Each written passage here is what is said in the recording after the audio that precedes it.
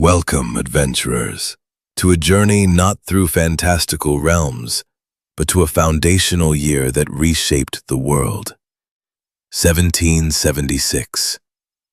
Tonight, we peel back the layers of myth and glory, diving headfirst into the raw, unvarnished reality of the American Revolution. This isn't the sanitized spectacle of Hollywood films with their gleaming buttons and orderly formations.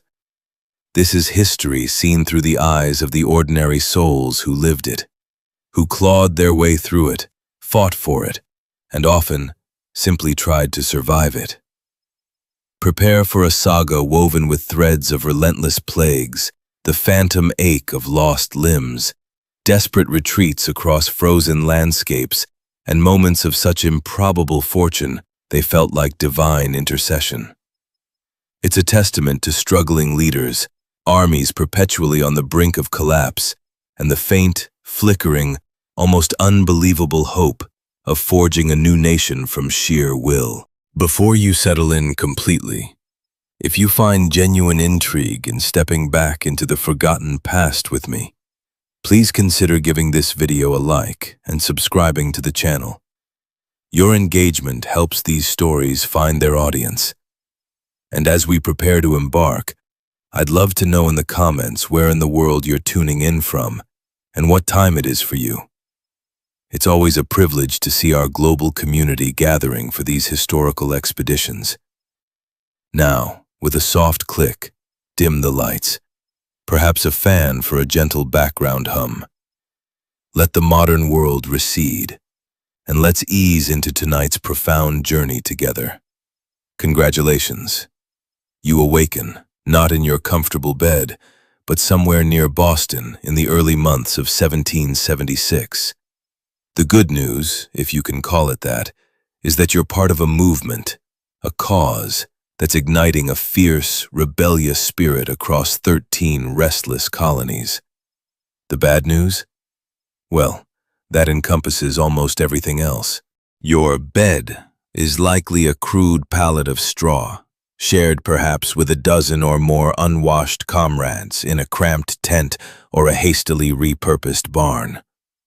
The very air you breathe is a thick, acrid stew of wood smoke, the pungent tang of unwashed bodies, and an unmistakable, sickening odor you'd rather not fully identify. A noxious blend of stale rations, poorly cured hides, and the ever-present putrid consequences of utterly inadequate sanitation. This is the scent of revolution, and it is far from fragrant. You find yourself a soldier in this fledgling American army, or perhaps you're merely a curious civilian, jostling among the packed roadsides, eager to catch a glimpse of the revolutionary fervor. Back in London, you might crane your neck hoping to spot the King's carriage or Parliament's notables. Here, in the burgeoning heart of this rebellion, your gaze would be fixed on the imposing figure of General George Washington. But cast aside any romanticized images of a polished, disciplined military force. This is hardly that. General John Burgoyne, a sneering British officer, has already contemptuously dismissed the American fighters as nothing more than a rabble in arms. And frankly, as you survey your surroundings and your comrades, you might find yourself nodding in reluctant agreement. Your fellow soldiers are a bewildering motley collection of humanity. Sun-baked farmers, calloused artisans, weather-beaten fishermen. They're clad not in crisp uniforms, but in whatever homespun garments they could hastily pull together before trudging off to war. These clothes are often in tatters, perpetually unwashed, clinging to bodies that haven't known a proper bath in weeks. Faces are unshaven, hair matted and long, beards wild. You see fresh-faced boys, barely 15, their eyes wide with a mixture of fear and bravado, standing shoulder to shoulder with older men, some of whom have endured 60 or more years of hard living. A missing tooth here, a gnarled finger there, the everyday casualties of an unforgiving era where life was inherently tougher and accidents commonplace. And look closely. Among the ranks, you might even discern Negroes and Indians, especially prominent in the Rhode Island regiments, proving their mettle and equally serviceable for fatigue and action, many having already demonstrated remarkable courage in the crucible of battle. Surprisingly, the food isn't terrible, at least not yet. Most days, you can count on a ration of meat or fish, and fresh produce, carted in from local farms, is often available at remarkably low prices, rolling directly into the camps. You might even savor a simple breakfast of warm bread, wholesome camp butter, and a steaming dish of coffee. Or a hearty dinner of boiled pork and cabbage. But for every decent meal, for every moment of fleeting comfort, there looms the suffocating, ever-present threat of disease. Camp fever, dysentery, typhus, and typhoid fever sweep through the ranks with terrifying speed and indiscriminate cruelty, transforming crowded encampments into virulent breeding grounds for sickness and death. Latrines are often nothing more than shallow open pits, and too many men, through ignorance or indifference, neglect to use them properly, leaving excrement disgustingly scattered across the fields. This pernicious habit fuels the vile, stomach-churning stench that hangs like a suffocating shroud over the camps, a stench that clings to every fabric and fills every breath. Cleanliness, intellectually, is understood to be the killer of disease. Yet despite Washington's emphatic orders insisting on personal hygiene, clean cooking utensils, and fresh water, the act of washing clothes is widely considered women's work. And in the austere, Spartan American camps, women are a scarce presence, certainly not in the numbers seen with the better supported British troops who have women to manage the daily grind of laundry. The army you've joined is largely untested, raw, and fundamentally an experiment. Its officers, more often than not, are as green and ignorant of military life as the very troops they command. Observers note that these officers were frequently elected by their men, and a distressing number appear more concerned with cultivating popularity than enforcing the rigorous discipline essential for an effective fighting force. You hear the grim stories circulating through camp, tales of men being publicly flogged, strapped to the excruciating wooden horse as punishment, or even ignominiously drummed out of camp for offenses like drunkenness or other minor infractions. These are the harsh, often brutal punishments Washington has reluctantly ordered in his relentless effort to forge order from this rabble. Yet, change grinds forward with maddening slowness. A British ship surgeon who had occasion to visit some of the rebel camps vividly described roads choked with carts and wagons hauling not just essential provisions, but inordinate quantities of rum. He chillingly observed that, without New England rum, a New England army could not be kept together, calculating that men were consuming an astonishing bottle a day. The patriotic spirit, while capable of soaring to intoxicating heights in moments of fervent zeal, was also tragically prone to dissipation, dulled and drowned by the ubiquitous solace of alcohol. Your arms are as eclectic and varied as the homespun costumes of your comrades. Predominantly, you're equipped with flintlock muskets and fowling pieces, some of them ancient, inherited, and barely serviceable. An average musket is a heavy, cumbersome beast, weighing around 10 pounds. In the hands of a skilled marksman, a good musket man, it could be primed, loaded, fired, and reloaded 3 to 4 times a minute, a shot every 15 seconds. The fundamental problem, however, lies in the fact that many men, accustomed to firearms since childhood for hunting or sport, use them any way they see fit. They fire off precious rounds at wild geese or simply for amusement, heedlessly wasting gunpowder, which is in perilously short supply across all the colonies. Washington, newly thrust into command, quickly discovered just how desperate the situation was regarding this vital commodity. He was reportedly stunned into silence for half an hour when informed there was less than 10,000 pounds of powder on hand, barely enough for 9 rounds per man. Essential supplies like this were a precarious lifeline, arriving mainly by clandestine shipments from Europe, a dangerous gamble across 3,000 miles of treacherous British-patrolled ocean. Congratulations. You've endured the pervasive stench, the ever-present threat of sickness, and the general misery of camp life. The good news, a glimmer of hope in the pervasive gloom, is that the formidable British enemy is effectively bottled up, besieged within the confines of Boston. The bad news? In a crucial, frustrating sense, so are you.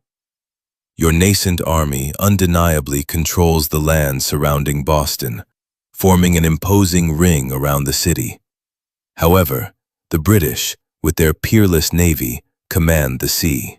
This critical advantage allows them to supply their troops and receive reinforcements at will, bypassing your land blockade. This deeply frustrating stalemate, as General George Washington candidly noted on January 14, 1776, produced many an uneasy hour when all around me are wrapped in sleep. Few people know the predicament we are in. He had been in command for a grueling 6 months, since July 3rd, inheriting a sprawling, spontaneously assembled New England army that had coalesced in the wake of the clashes at Lexington and Concord, and the savage, bloody fighting at Breed's Hill and Bunker Hill. Washington, a 43-year-old Virginian of formidable presence, stood over 6 feet tall, impeccably proportioned, with reddish-brown hair and penetrating gray-blue eyes. He carried himself with an innate, almost aristocratic martial dignity, accustomed to respect from his years as a planter and a colonial officer. He possessed an amiable and modest demeanor, yet maintained a certain unapproachable distance in his manner, a characteristic that both commanded awe and held people at bay. His prior military experience was surprisingly limited, confined mainly to backwoods skirmishes and the disastrous Braddock campaign during the French and Indian War. He had never led an army in a pitched battle or directed a siege of any significant scale.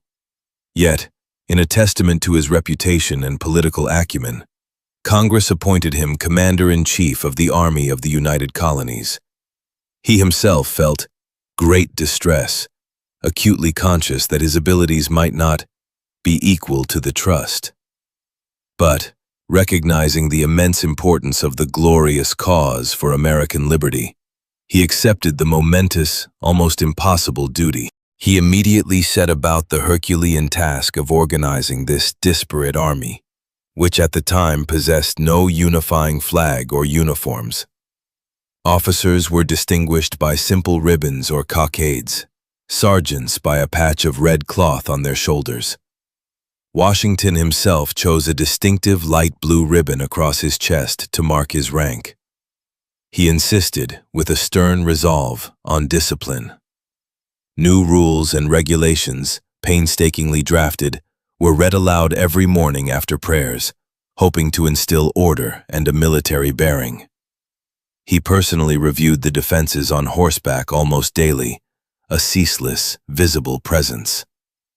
Yet, despite these tireless efforts and the incremental changes, the army remained overwhelmingly composed of citizen soldiers' men, largely unused to being told what to do every hour of the day, preferring instead to act as they pleased, guided by their own independent spirit. This inherent individualism profoundly puzzled and exasperated Washington, who struggled with a mounting, often private, contempt for what he perceived as the unaccountable kind of stupidity in the lower ranks, and a deeper frustration with officers who, clinging to their elected positions, often catered to this insubordination in order to get re-elected.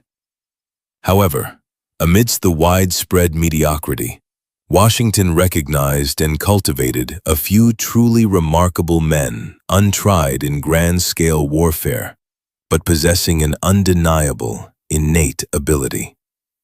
One such figure was Nathaniel Greene, a 33-year-old Rhode Island foundryman. Self-educated, with a good-natured disposition, Greene was a born leader who, astonishingly, had never set foot on a battlefield before joining the army 6 months prior. Despite a stiff leg from an old injury and occasional bouts of asthma, Greene proved to be a tirelessly hard worker, applying himself to every waking moment, often sleeping only a few hours a night. He quickly became an object of absolute confidence for Washington. A trusted confidant, almost always in agreement on matters of consequence. Another indispensable asset was Colonel Henry Knox, a 25-year-old Boston bookseller. Big, boisterous, gregarious, and brimming with energetic enthusiasm despite a tragic fowling-piece accident that had destroyed 2 fingers on his left hand, Knox, much like Greene, was self-educated, devouring every book he could find on gunnery and tactics. His intellect and passion for artillery would soon prove invaluable.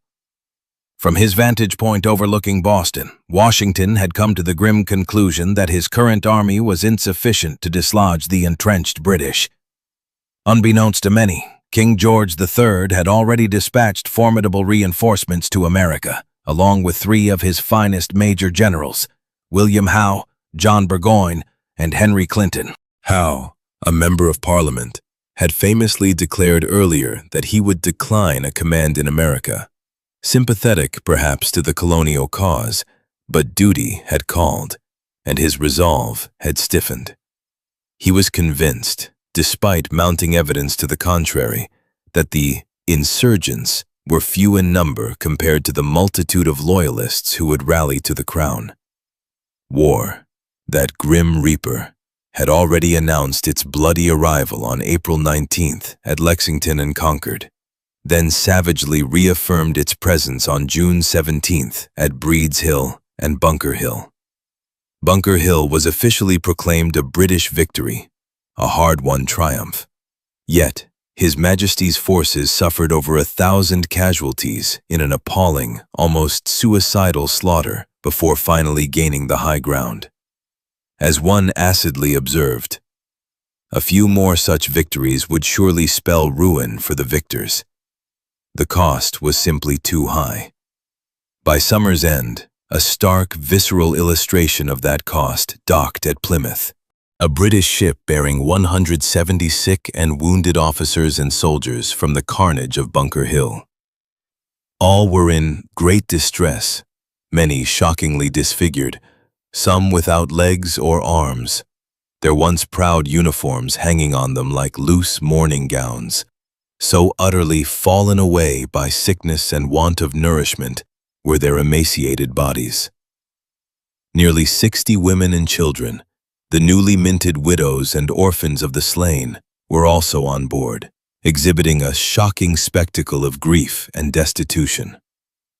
The vessel itself, though large, was almost intolerable from the stench of uncleaned wounds, disease, and fear. The miseries of the remaining British troops still besieged within Boston, and the Loyalists who had sought refuge there, were also vividly described in London papers.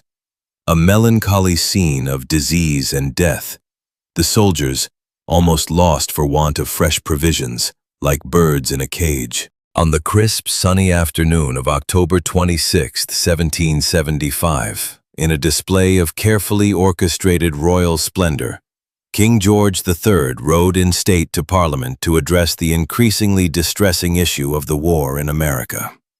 In an age that adored ritual, pomp, and pageantry, it was a scene hardly to be improved upon, with an estimated 60,000 people lining the route, eager to glimpse their sovereign. The king, a diligent and duty-bound 37-year-old, held an unwavering conviction. America must be made to obey. He harbored no doubt that the nation saw the conduct in America in its true light, and that compelling obedience was absolutely necessary. Earlier, in March, in the House of Lords, Lord Sandwich, the First Lord of the Admiralty, had looked utterly incredulous when challenged on the feasibility of winning the war. "Suppose the colonies do abound in men," he scoffed. "What does that signify? They are raw, undisciplined, cowardly men." General James Grant, another British officer, famously boasted that he could march from one end of the continent to the other with 5,000 British regulars, a claim that would soon become a widely quoted and ultimately mocked testament to imperial hubris. By that same crisp, sunny October 26th afternoon, King George III's popularity seemed to be higher than ever. He made his grand entrance into the House of Lords, flanked by his peers in their ceremonial robes, to deliver a solemn address to Parliament on what he termed the desperate conspiracy and rebellion festering in America. With an air of unshakable authority, he declared the American colonies to be an open rebellion and confirmed his unwavering intention to commit massive land and sea forces, including unnamed foreign mercenaries, sufficient to brutally suppress it. He pointedly denounced the colonial leaders for seeking independence, a move they had not yet openly declared, though it was fast becoming an undeniable undercurrent. Within Parliament, both the ruling Tory party and many Whigs stood firm, denying the American assertion of self-governance and upholding the absolute supremacy of Parliament in determining what was best for the colonies. Even Edmund Burke, a powerful voice for conciliation, repeatedly referred to "our colonies," betraying the ingrained imperial mindset. Despite his heartfelt opposition speeches, which urgently called for conciliation, warned of ruinous consequences, and vehemently questioned the morality of hiring foreign troops or shedding British blood, the votes in both houses overwhelmingly supported the king's bellicose stance, defeating the opposition by more than 2-1 in the Lords and an even greater margin in the Commons. The impassioned debate in the Commons raged until 4 in the morning, a testament to the gravity of the decision, but the outcome was never truly in doubt. Congratulations, you've survived the lofty political pronouncements and the stark, chilling reality of a looming, expanded war. The good news, a whisper of hope in the strategic silence, is that Washington is finally making plans. The bad news? His first ambitious plan is to dispatch 1,000 men into the brutal, uncharted wilderness of Maine, targeting an audacious assault on Quebec, a hastily conceived, highly secret expedition based on perilously little knowledge of the unforgiving terrain and the enemy's strength. His second, equally desperate plan is to finally break the agonizing stalemate and strike directly at Boston, even if it means destroying the town, despite the formidable British defenses and the woefully insufficient American artillery and gunpowder. He longs for a speedy finish, convinced that no danger is to be considered when put in competition with the magnitude of the cause. On September 11, 1775, he convenes a tense council of war, posing a direct, urgent question to his generals. Can they make a successful attack on Boston by means of boats? 3 major generals and 4 brigadiers are present, including Major General Charles Lee, the only professional soldier among them. A former British officer, Lee possesses a razor-sharp mind, a notoriously strange appearance often accompanied by his beloved dogs, and a personality that is both self-assured and infuriatingly opinionated, moody and ill-tempered. So much so that his Indian name was Boiling Water. He privately mocks Washington's Appalachian excellency as absurd, yet begrudgingly acknowledges Washington as the first officer in military knowledge and experience we have in the whole army. Also present is General Artemus Ward, a heavy-set Massachusetts farmer and storekeeper who had held overall command before Washington's arrival. Considered a good man, a thorough New England man, he is nevertheless described, often acidly by Lee, as an uninspiring, fat old churchwarden. The council delves into Washington's audacious amphibious assault plan. They are keenly aware that winter's bitter grip is rapidly approaching. The troops desperately lack proper barracks and adequate firewood, and perhaps most critically, their enlistments are expiring. The prospect of one army disbanding before another can be properly assembled looms as a catastrophic possibility, potentially meaning ruin for the entire cause. Gunpowder, while still critically short, is deemed just barely sufficient for an attack. They meticulously weigh the immense hazard, the inevitable loss of men, and the catastrophic consequences of failure. After an intense, protracted discussion, they reach a unanimous decision: not to attack. Not for the present, at least. It is, undeniably, a sound decision. The hazard is simply too great, the chance of disastrous failure profoundly real. Men could easily be stranded on treacherous mudflats, exposed to murderous British fire, leading to another Bunker Hill slaughter. Washington accepts the council's cautious decision with a heavy heart, but, ever persistent, continues work on the flat-bottomed boats and writes to John Hancock, admitting he has not wholly laid it aside, sensing that many in Congress are as impatient as he with the grinding stalemate.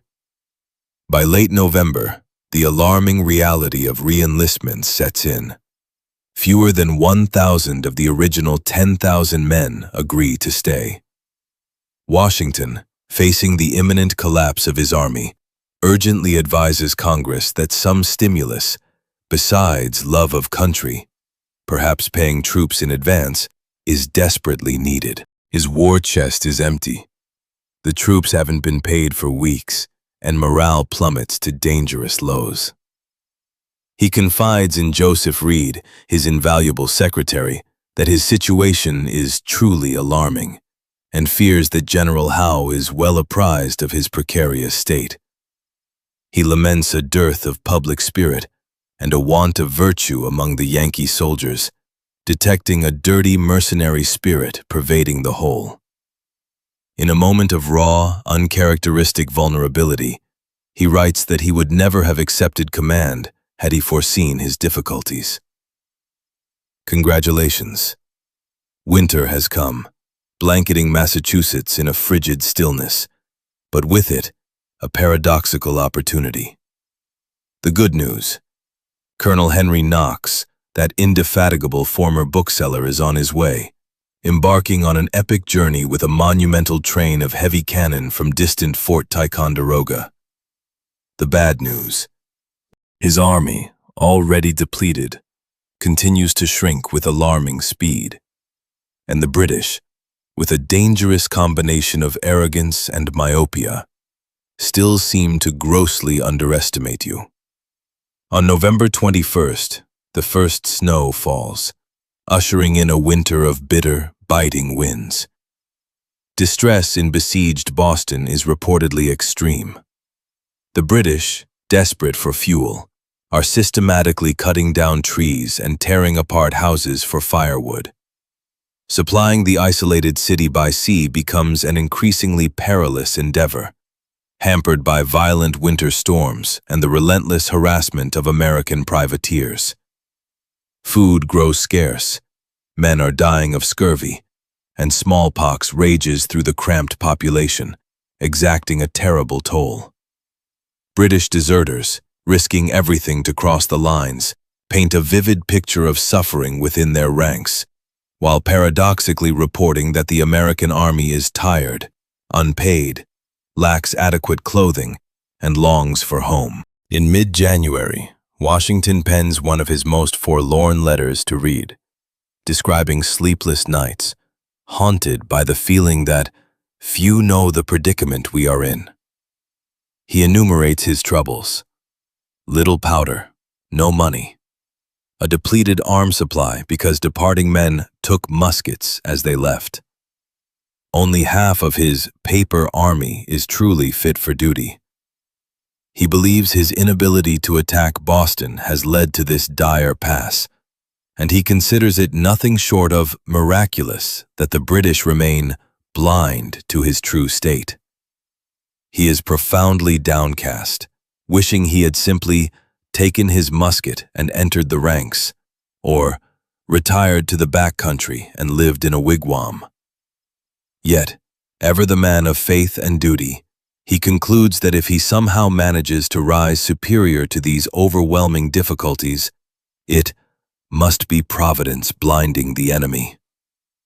Through undoubted intelligence, Washington learns of a critical development. The British are fitting out ships, likely for New York City, a strategic location of vast importance.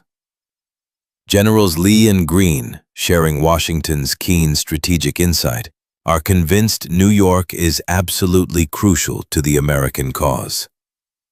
Loyalists are numerous there, and Greene warns that allowing sentiment to turn against the Continental Army in New York would be a fatal stab to the colony's union. He sees two stark choices: defend New York or burn it. Lee, ever the man of action, immediately offers to go to New York to assess and strengthen its defenses. Washington, though agreeing that time is of the essence, understands that formal congressional approval is required for such a significant redeployment.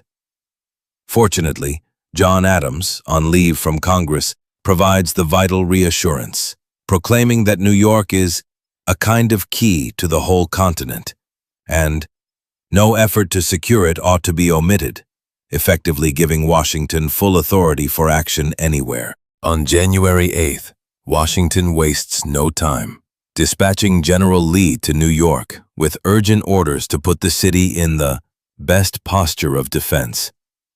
Meanwhile, the bitter cold continues to grip Massachusetts. Washington, ever the audacious strategist, tests the ice on Back Bay, nurturing a desperate hope for an ice bridge that might facilitate an attack on Boston. On February 16th, he convenes another council of war, his voice urging for a bold attempt on Boston, a vigorous attempt when practicable. General Horatio Gates, present at the council, notes tersely, "It's a major question." General Israel Putnam bewails the desperate lack of powder. Greene, now gravely ill with jaundice, writes of his profound dread of the proposed attack, deeming it horrible if it succeeded, still more horrible if it failed. Once again, the council unanimously says no to attacking Boston. However, they agree to an audacious alternative: lure the enemy out to attack the Americans by fortifying Dorchester Heights, a strategic elevation commanding Boston Harbor. General Howe himself had famously sworn he would sally forth and confront the Americans if they ever dared to occupy Dorchester. Washington, crestfallen over yet another rejection of his direct assault on Boston, a plan he still thought necessary, yet too dangerous in the eyes of his generals, gracefully conceded. Perhaps his irksomeness had led him to propose more than prudence warranted. Now, there would be no holding back on Dorchester. Preparations for this grand deception are elaborate and truly mammoth. Fortifications are meticulously built elsewhere, out of sight of British observers. Timber frames, called gabions, are filled with screwed hay or bundles of branches, phasons. Barrels packed with earth are ready to be rolled down the slopes onto the advancing enemy, intended to divert and disorient them while masking the sound of American digging. Night artillery barges are planned from Roxbury, Cobble Hill, and Lechmere Point, where Knox's heavy cannon, hauled heroically from Ticonderoga, are secretly emplaced. The crucial crossing of the Dorchester Causeway is concealed by a barrier of hay bales. 3,000 men under the command of General John Thomas are tasked with fortifying the heights. 4,000 more will stand by at Cambridge, poised for an amphibious attack on Boston itself, once the British assault on Dorchester inevitably begins. Rumors circulate that Howe intends to evacuate Boston at the first opportunity. But this intelligence, far from deterring Washington, only fuels his resolve. Congratulations, you've just made history. The good news: the British are gone from Boston, their humiliating retreat a testament to American ingenuity and grit. The bad news: the war, far from over, is merely shifting its brutal theater, and your army is already headed for New York, where the challenges awaiting are immense, complex, and potentially even more devastating. On the night of March 2nd, 1776, Washington initiated the Grand Deception, launching a bombardment of Boston. The British answered with a heavier, more sustained cannonade. Abigail Adams, 10 miles away in Braintree, famously recorded that her house shakes and she can't sleep. Little actual damage is done by the American guns. It is mostly noise, precisely as Washington wished. On the crucial third night, March 4th, the roar of the bombardment becomes furious, a continuous, deafening din. British Captain Charles Stewart vividly describes sheets of fire illuminating the sky and the horrid situation of the inhabitants, with women crying for protection. From the American lines, Lieutenant Samuel Webb hears the chilling cries of poor women and children echoing across the water. At the very first crash of the guns, General Thomas and 2,000 men move rapidly and silently across the Dorchester Causeway, their movements shielded by the ingenious barrier of hay bales. Hundreds of carts and wagons, loaded with gabions, fascines, more hay bales, barrels of earth, and the mighty guns from Ticonderoga, follow in their wake. Dr. James Thatcher, an American surgeon, notes the surreal procession moving in solemn silence while the cannons roar relentlessly overhead. Progress up the steep, frozen slopes of Dorchester Heights is arduous, a back-breaking effort. Ox teams and wagons make 3 and 4 trips, straining under the heavy load. The night, however, is unseasonably mild, perfectly beautiful, with a full moon illuminating their labor. These are ideal conditions for their covert work, as if the hand of the Almighty were directing things, as Reverend William Gordon feels certain it was. By the first faint light before dawn, everything is ready. At least 20 heavy cannon are now firmly in place, commanding Boston Harbor. It is an utterly phenomenal achievement, a triumph of logistics, labor, and audacious planning. At daybreak, British commanders, their sleep shattered by the all-night bombardment, stare up at Dorchester Heights, scarcely believing their eyes. General Howe, upon seeing the newly fortified hills, exclaims in utter disbelief, "These fellows have done more work in one night than his army could do in 3 months." The shock of this discovery throws the British into utmost consternation. Their immediate answering cannonade proves utterly useless. Their ships' guns cannot elevate high enough to reach the American positions. Admiral Molyneux Schuldum, commander of the British fleet, sends an urgent, chilling message to Howe. No ship can remain in the harbor unless the rebels are immediately removed from the heights. Howe must attack. He orders 2,000 troops to proceed by ship to Castle Island, poised for a frontal assault on Dorchester Heights that nightfall. Captain Archibald Robertson, a British engineer, thinks the plan little short of madness, recognizing that the fate of the whole town, if not America, hangs precariously in the balance. By nightfall, as the British troops prepared for their perilous assault, a storm of biblical proportions rages over Boston. Hail mixes with snow and sleet, driven by winds that by midnight are blowing almost a hurricane. Windows are smashed, fences are blown over, and 2 British transports, laden with troops and supplies and bound for Castle Island, are violently blown ashore, their mission aborted. American Lieutenant Isaac Bangs, exposed to its fury, calls it the worst storm he ever exposed to. Clearly, no British assault will happen that night. The morning after, the storm continues, relentless rain falling from a gray sky. General William Heath, witnessing this incredible turn of events, concludes simply, "Kind heaven intervened."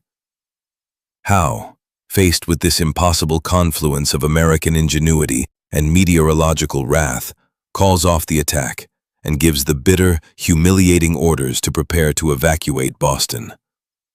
It was possibly the storm, but also Robertson's fervent pleas and the influence of other officers, including the engineer John Montresor, that convinced Howe to face the ignominy of retreat. No one in Boston would ever forget the chaotic, terrifying days that followed. In less than 48 hours, the town's entire security dissolves. Howe's army and fleet are in grave danger, facing the profound humiliation of an ignominious retreat.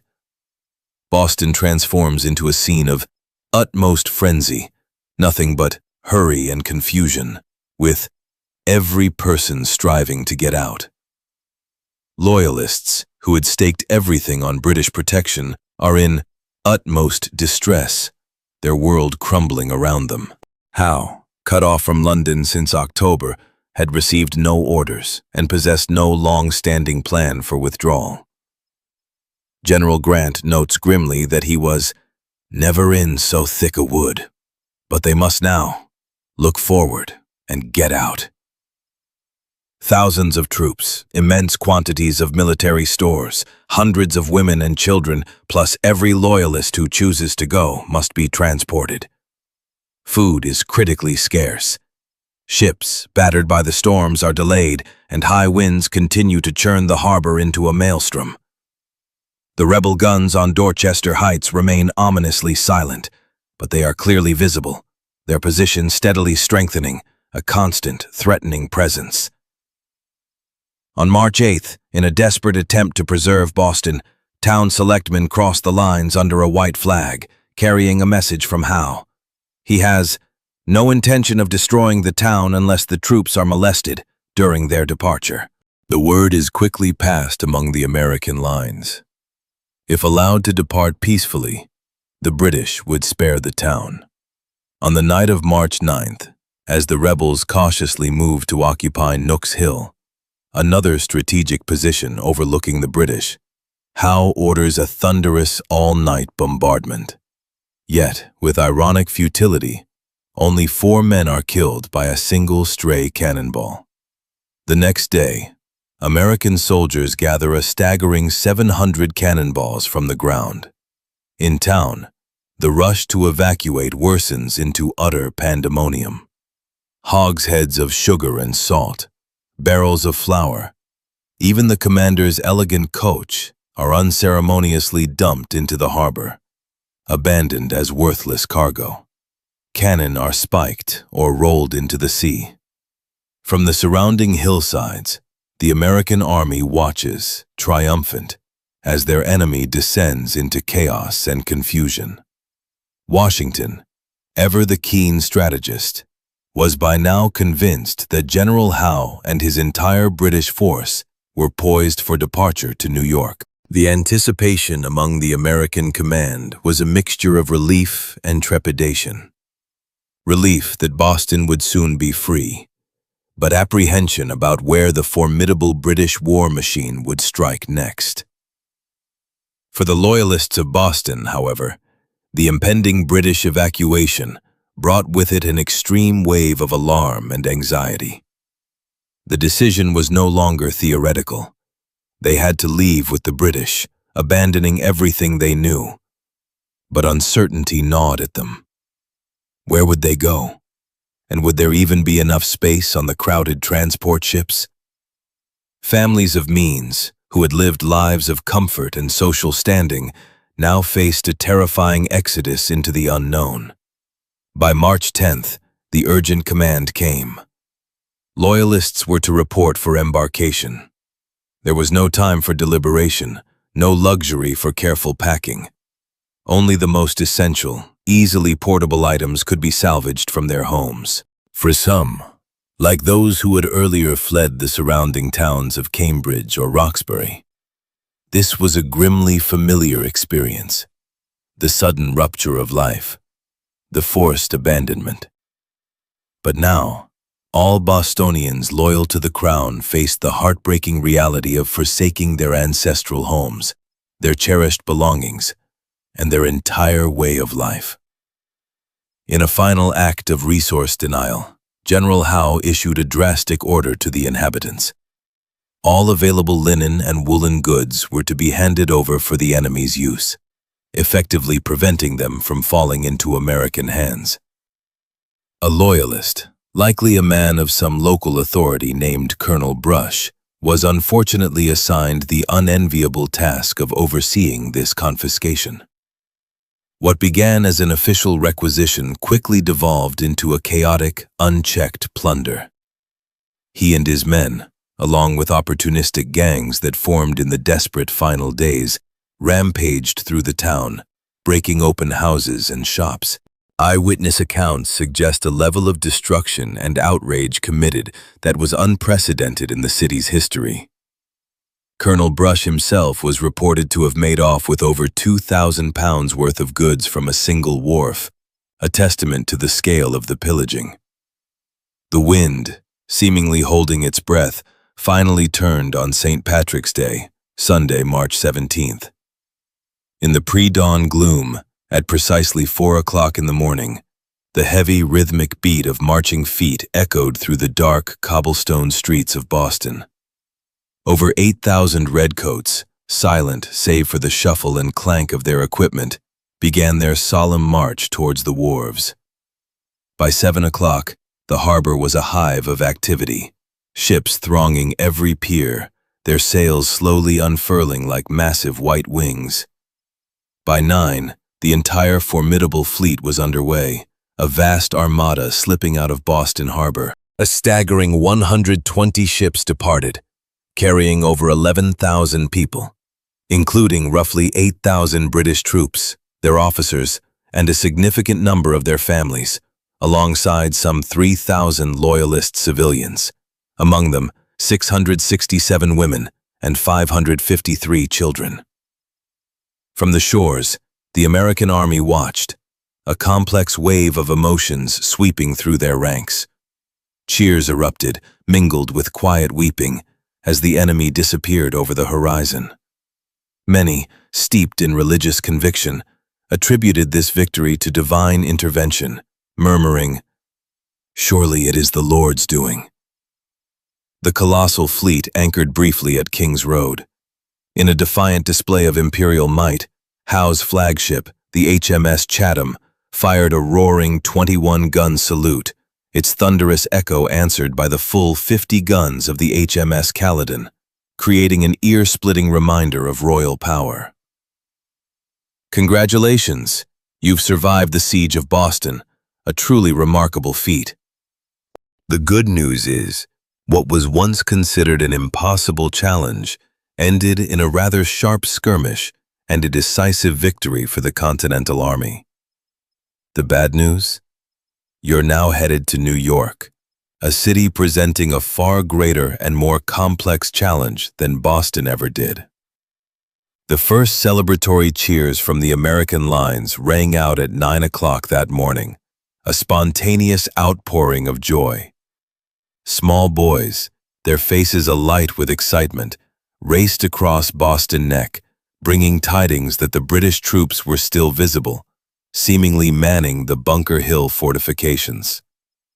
It was soon discovered, however, that these were mere hay dummies, cleverly set up by the fleeing redcoats in a final, ironic jest. By early afternoon, the vanguard of American troops from Roxbury, drums beating a triumphant rhythm and flags fluttering proudly in the spring breeze, marched into Boston. General Artemus Ward, a thorough New England man and Washington's predecessor in command, led the procession, a fitting tribute to his early efforts. In a characteristically gracious gesture, Washington had bestowed this honor upon Ward, recognizing his significant contributions and his foresight as the first to advocate for the crucial move on Dorchester Heights. Later that Sunday, Washington himself attended services, his chaplain selecting a powerful text from Exodus 14:25. "And they took off their chariot wheels, for the Lord fighteth for them against the Egyptians." The message was clear. Divine providence had intervened, paralyzing the enemy's might and ensuring American deliverance. On March 18th, Washington rode into Boston, making a personal inspection. He expressed a degree of surprise at how much of the town had not been utterly destroyed. While the city had undoubtedly suffered greatly under occupation, many prominent structures remained intact. Notably, John Hancock's opulent mansion, though occupied by the less than gentle General James Grant, a man known for his desire to lay waste to every rebellious town, was found in remarkably good condition. Yet everywhere, the last desperate efforts of the retreating British were evident. Spiked cannon lay abandoned, wagons were shattered, ships scuttled in the harbor, and the lingering threat of smallpox still lurked in the air. An inventory quickly revealed immense quantities of abandoned British goods, far more than anticipated, underscoring the haste and disorganization of their departure. The siege of Boston was, undeniably, a stunning success, a testament to Washington's leadership. He had bested General Howe, despite commanding an army with insufficient resources and a cadre of often inexperienced officers. He had at times been saved from his own aggressive instincts to attack Boston directly by the prudent counsel of his war council, a judgment he had accepted without ill temper, demonstrating a rare combination of ambition and self-control. He kept his head, maintained his health, and preserved his strength, bearing up under the immense weight of his command. Washington, who had previously struggled with his initial dislike and distrust of New Englanders, found his prejudices challenged and ultimately dismantled. He had chosen untried Yankees like Nathaniel Greene and Henry Knox, men who, through their competence and unwavering loyalty, had proven instrumental in saving the day. From this point forward, Washington never again spoke ill of New Englanders simply because they are New Englanders. Yet even in triumph, Washington harbored no illusions about what lay ahead. He understood profoundly that the humiliation the British had suffered could, ironically, make them an even more formidable and vengeful foe. He sensed that a great political change was in the offing, a seismic shift in the colony's relationship with Britain, a shift partly attributed to the recent electrifying influence of Thomas Paine's pamphlet, Common Sense. Paine's powerful prose argued passionately that the sun never shined on a cause of greater worth, pleading unequivocally for complete separation from the crown. Any lingering hope of reconciliation was definitively extinguished by King George III's speech in October, which laid charges of traitorous rebellion and reliance on foreign assistance at the colonists' feet. Washington himself, his resolve hardened by the conflict, now felt determined to shake off all connections with Britain, not under covert, but in words clear as the sun. At his Cambridge headquarters, a symbolic declaration of a new Continental Army was made, commencing on New Year's Day, 1776, forging a truly unified national force. He raised a new flag for this burgeoning army, 13 alternating red and white stripes, famously featuring the British Union Jack in the canton. The British in Boston, witnessing this unfamiliar banner, mistakenly took it as a flag of surrender. The irony was profound. Congratulations! You've successfully made it through the brutal winter, and the British are finally gone from Boston. The good news is, you're on the move, heading for the vital strategic port of New York. The bad news? The journey promises to be rough, the roads are terrible, and an enemy fleet of unprecedented scale is already massing, ready to strike. For 2 weeks, the Continental Army marched southward, through the untroubled countryside of New England. Their long columns wound across fields and along burgeoning tree lines, displaying the first faint, tender signs of spring. Citizens, often having never witnessed such a large military force before, turned out in droves to cheer the soldiers, offering them food and drink, a heartwarming display of popular support. "Hurry," was the order of the day. Washington, acutely aware of the strategic importance of New York, was in an extreme rush to reach it. Nathaniel Greene and his artillery were specifically instructed to move as speedily as possible, emphasizing the critical need for haste. Though the marching itself was tiring, often arduous, the spirits of the troops were greatly improved by both the sense of purpose in being on the move and the incredibly warm reception they received from the populace. Individual experiences varied greatly in the vibrant, sprawling city of New York. Joseph Hodgkins, the Ipswich cobbler, marveled that New York exceeds all places he's seen, but found the cost of living excessive dear. Lieutenant Isaac Bangs, a Massachusetts soldier, observed a level of piety that he found alarmingly low compared to the strict Calvinist sensibilities of his home state, worrying what consequences this moral laxity would have for the burgeoning cause of independence. Ever the curious observer, he attended services of different denominations, finding himself most drawn to the Dutch Reformed Church, preferring the priest's piety to the English church's pomp. Despite understanding no Dutch, he also ventured to investigate the city's darker side, an infamous slum and brothel district known as the Holy Ground, where he found immense brutal gratification easily indulged in, a sight that deeply worried him, fearing his army would be debauched by such temptations. Washington himself arrived in New York on April 13th, establishing his headquarters at the elegant Kennedy Mansion at No. 1 Broadway. His initial assessment was grim. The city's defenses were only about half completed. The army, though an overwhelming multitude crowding the streets, appeared to him only half fit for duty. He worried exceedingly over the potential for disease and dissipations to cripple his forces. New York, unlike Boston, was bounded by navigable rivers and boasted a harbor capable of accommodating the largest naval fleet. The strategic axiom was clear: whoever commands the sea must command the town. General Charles Lee had earlier noted the situation puzzles him, but Washington, for his part, expressed no misgivings. He was convinced he could defend this city of vast importance for controlling the crucial Hudson River corridor. His decision, however, was perhaps based more on political judgment, sensing that both Congress and the fervent patriots across the colonies expected every possible effort to be made to hold the city. Complicating matters further, Loyalist sentiment was widespread in New York. A staggering 2/3 of the city's property belonged to Tories. The royal governor, William Tryon, though confined to a British ship in the harbor, was widely believed to be secretly directing Loyalist operations and orchestrating resistance from within.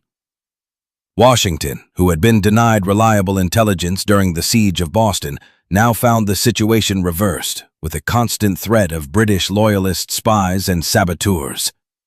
British warships, a formidable and ever-present threat, only withdrew slightly in April, maintaining a menacing presence. The threat of conspiracy, sabotage, and organized resistance from internal enemies was very real. Washington, who had struggled with intercolonial tensions among his New Englanders at Boston, here found men from wildly different colonies, their animosities and discords often compounding, fearing it could tear the army apart. He wrote candidly, "They have nothing but providence and unanimity to depend upon." Discipline, he lamented, was hardly improved among the new troops, many raw recruits resembling aged gentlemen more than hardened soldiers. Congratulations! You've reached New York, but the threat is now closing in from all sides.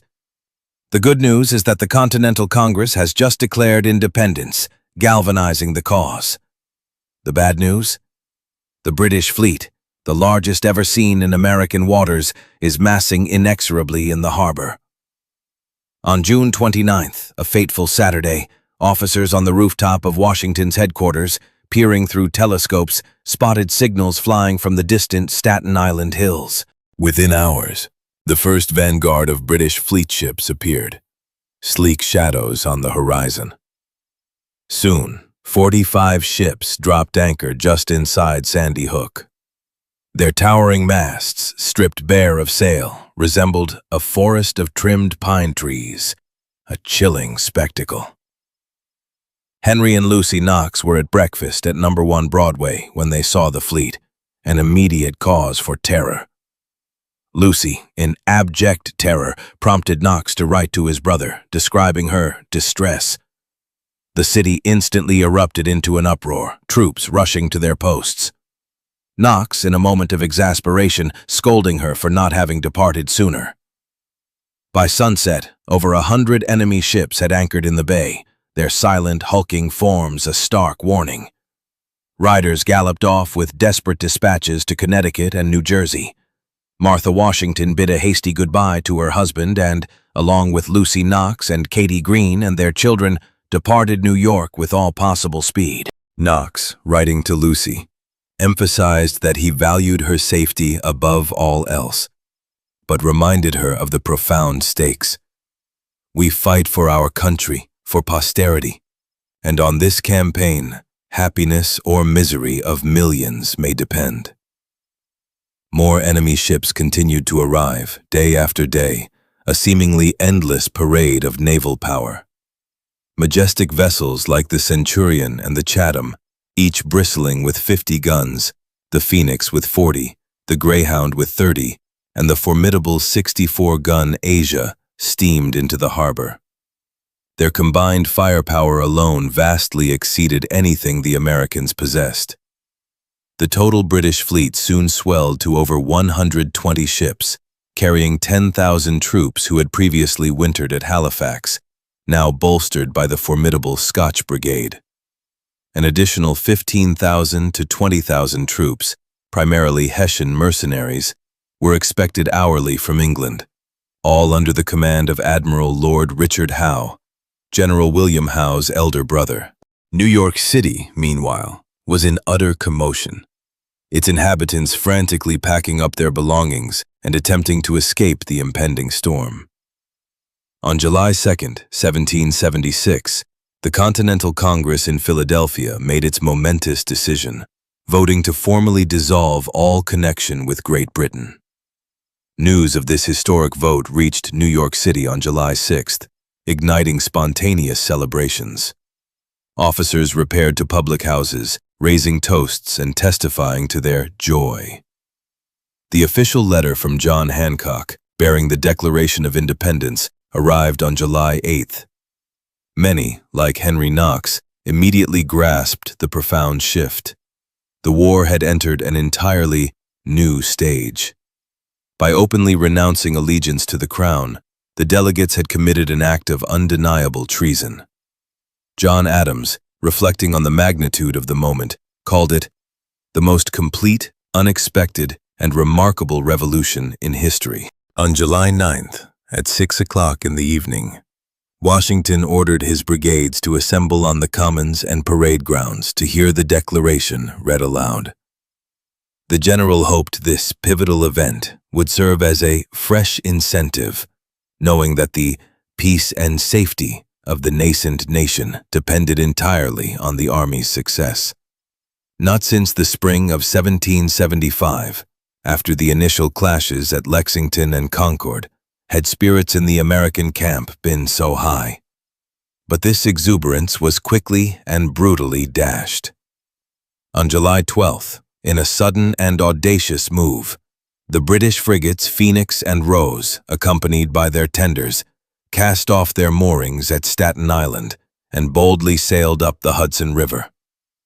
This daring maneuver was a stark, undeniable demonstration of how utterly indefensible New York was without command of the sea. Alarm guns sounded, their urgent reports echoing across the city. Soldiers rushed through streets already crowded with panic-stricken people. Cannons at Fort George and various shore batteries opened fire, their roar adding to the cacophony. Cannonballs slammed into houses, splintering wood and stone. Washington, witnessing the chaos, felt extreme distress at the shrieks and cries of women and children running in terror, and at the sight of his own men gawking helplessly, so aruck or terrified by the barrage. Private Joseph Martin, a mere 15 years old at the time, later recalled enjoying the complete view of the spectacle, even finding the sound musical in his youthful naivete. American gun crews, in a frantic attempt to repel the ships, fired nearly 200 shots, but to no apparent effect.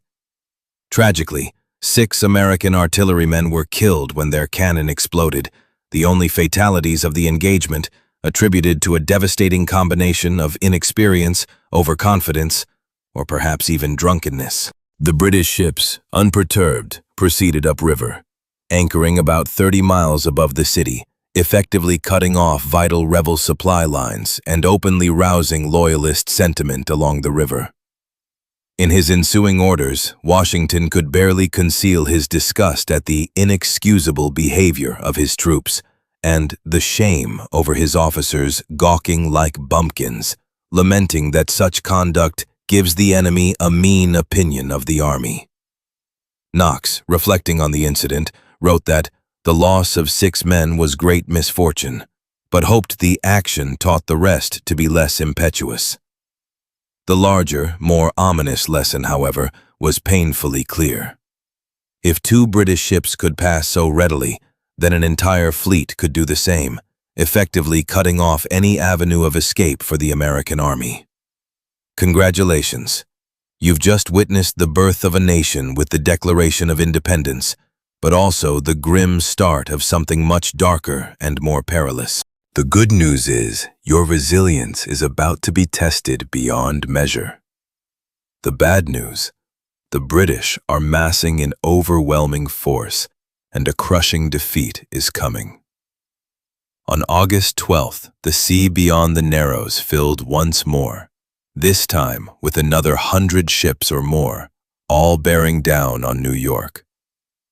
The fleet was so colossal that it took an entire day for it to come up the harbor under full canvas, colors flying, guns saluting, sailors and soldiers cheering from every deck. Another 3,000 British troops and over 8,000 Hessians, having endured an arduous 3-month journey at sea, now arrived to swell the invading force. The total British armada numbered nearly 400 ships, including 73 formidable warships, making it the largest fleet ever seen in American waters and the largest expeditionary force of the 18th century, deploying over 32,000 troops onto Staten Island. Nothing like it had ever been witnessed in New York. Housetops were covered with gazers, the wharves jammed with Americans, their faces a mixture of awe and terror. "They are colossal," Joseph Reed wrote to his wife, expressing his astonishment that a people would come 3,000 miles at such risk and expense to rob, plunder, destroy another people because they won't lay lives and fortunes at their feet. On Staten Island, the redcoats in their sprawling tent encampments were in high spirits, almost a holiday mood. On the American side, veterans of the Boston campaign like J.B.Z. Fitch and Joseph Hodgkins expressed confident assurances that their troops would give a good account of themselves, their morale bolstered by what were often distorted notions of their own strength. Rumors abounded. The enemy was coming in almost every day, perhaps 25,000 strong, while one paper erroneously claimed the American Army numbers 70,000. New arrivals to the American lines, however, presented a mixed picture. Some looked like proper soldiers, in smart uniforms, well armed, marching into town full of pride. The Delaware Blues, for example, 800 men in handsome blue coats, white waistcoats, buckskin breeches, and white woolen stockings, armed with fine English muskets, were a striking sight. The Maryland Battalion, comprised of men of honor, family, fortune, were even better armed, dazzling in scarlet lined with buff. John Glover's Marblehead fishermen, though, retained their practical blue jackets of sailors, symbolizing the diverse backgrounds of the nascent American Army. Beneath this veneer of confidence, troubles brewed. Desertions were increasing, exacerbated by a bumper harvest back home, which made new recruits difficult to secure. Complaints are without number, Washington observed. Some men left to tend to hay, grass, horn, while others departed due to families sick. Wickedness prevails very much in camp, a common complaint in any large military gathering. Lieutenant Joseph Hodgkins received devastating news. His small son had died at home, a heavy blow that struck many. Camp fever raged in the oppressive summer heat, fueled by vile water that sickened almost everyone. Men died agonizingly from dysentery and putrid disorders. Many sick, fearing the rudimentary hospitals, refused to go. While strict orders for cleanliness were insisted upon, vaults covered daily, new ones dug weekly, infectious filth remained the primary killer. It was thought that anywhere from 3,000 to 6,000 men were sick, Washington's fighting force daily diminishing. An English visitor noted critically that American troops desert in large bodies, are sickly, filthy, divided, unruly, putrid disorders. Smallpox, too, carried off great numbers, with 6,000 men in hospitals. General Heath estimated that 10,000 men were ill.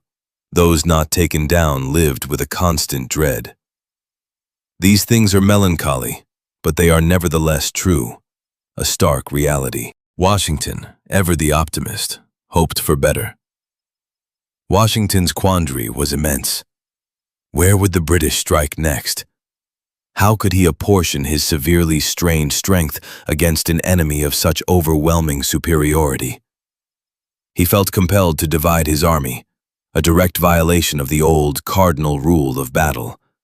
Never divide force when facing a superior enemy. He split his army roughly equally, gambling on the ability to move men rapidly across the East River if necessary.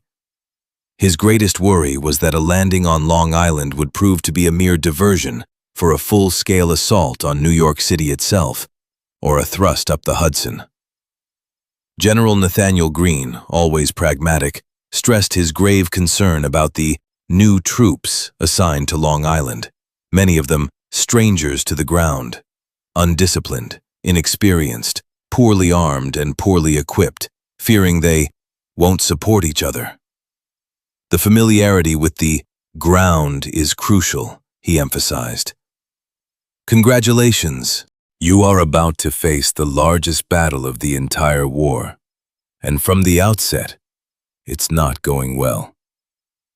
The good news is some of your officers and men will fight with incredible valor against overwhelming odds. The bad news? You are about to be completely outmaneuvered and suffer a truly crushing defeat. On August 27, 1776, the Battle of Brooklyn, also known as the Battle of Long Island, began. British forces landed smoothly on Long Island. By noon, 15,000 men and 40 pieces of artillery had been landed and rapidly assembled, forming a formidable fighting force. General Cornwallis immediately pressed inland, encountering an effusive welcome from the local loyalists. British sailors regaled themselves with freshly picked apples from the orchards. A Hessian officer, however, painted a grimmer picture, describing burned houses, fields in ashes, roads lined with dead cattle, and old people looking sadly at what was a paradise. To the invaders, American affluence was evidence that they had grown rich at Britain's expense. Word reached New York early, but critically, Washington was misinformed about the true size of the enemy force, estimating it at only 8,000 to 9,000 men. He therefore concluded that the landing was a feint, a diversionary tactic. He dispatched only 1,500 more troops to Brooklyn, bringing the total American force there to less than 6,000. The expectation of a larger strike at New York City or a thrust up the Hudson persisted. J.B.Z. Fitch's regiment, marching towards Brooklyn, was told to halt and wait, creating immense confusion. Numerous reports cited widely varying sizes of the enemy force within 2 or 4 miles, leaving Fitch and his men bewildered, uncertain what to believe. Colonel Moses Little, reporting the enemy within 3 miles, felt compelled to send his will to his son, a grim premonition. Washington's general orders on August 23rd confirmed the British were ashore on Long Island, leaving no doubt of seriousness of moment. His words were a powerful appeal to pride, patriotism, and the fundamental love of liberty. The hour is fast approaching on which the honor and success of this army and the safety of our bleeding country depend. He implored his men, "Remember, you are free men fighting for blessings of liberty, that slavery will be your portion if you don't acquit yourselves like men. Remember how your courage has been despised by cruel invaders." Yet Washington, beset by second thoughts and facing the imminent threat, reshuffled command at Brooklyn on August 24th, placing Major General Israel Putnam over General John Sullivan. It proved to be a poor choice. Putnam, despite his bravery, lacked the tactical experience and the calm temperament required for such a critical command. Putnam and 6 battalions crossed to Brooklyn the next day, immediately causing a stir due to their lack of order.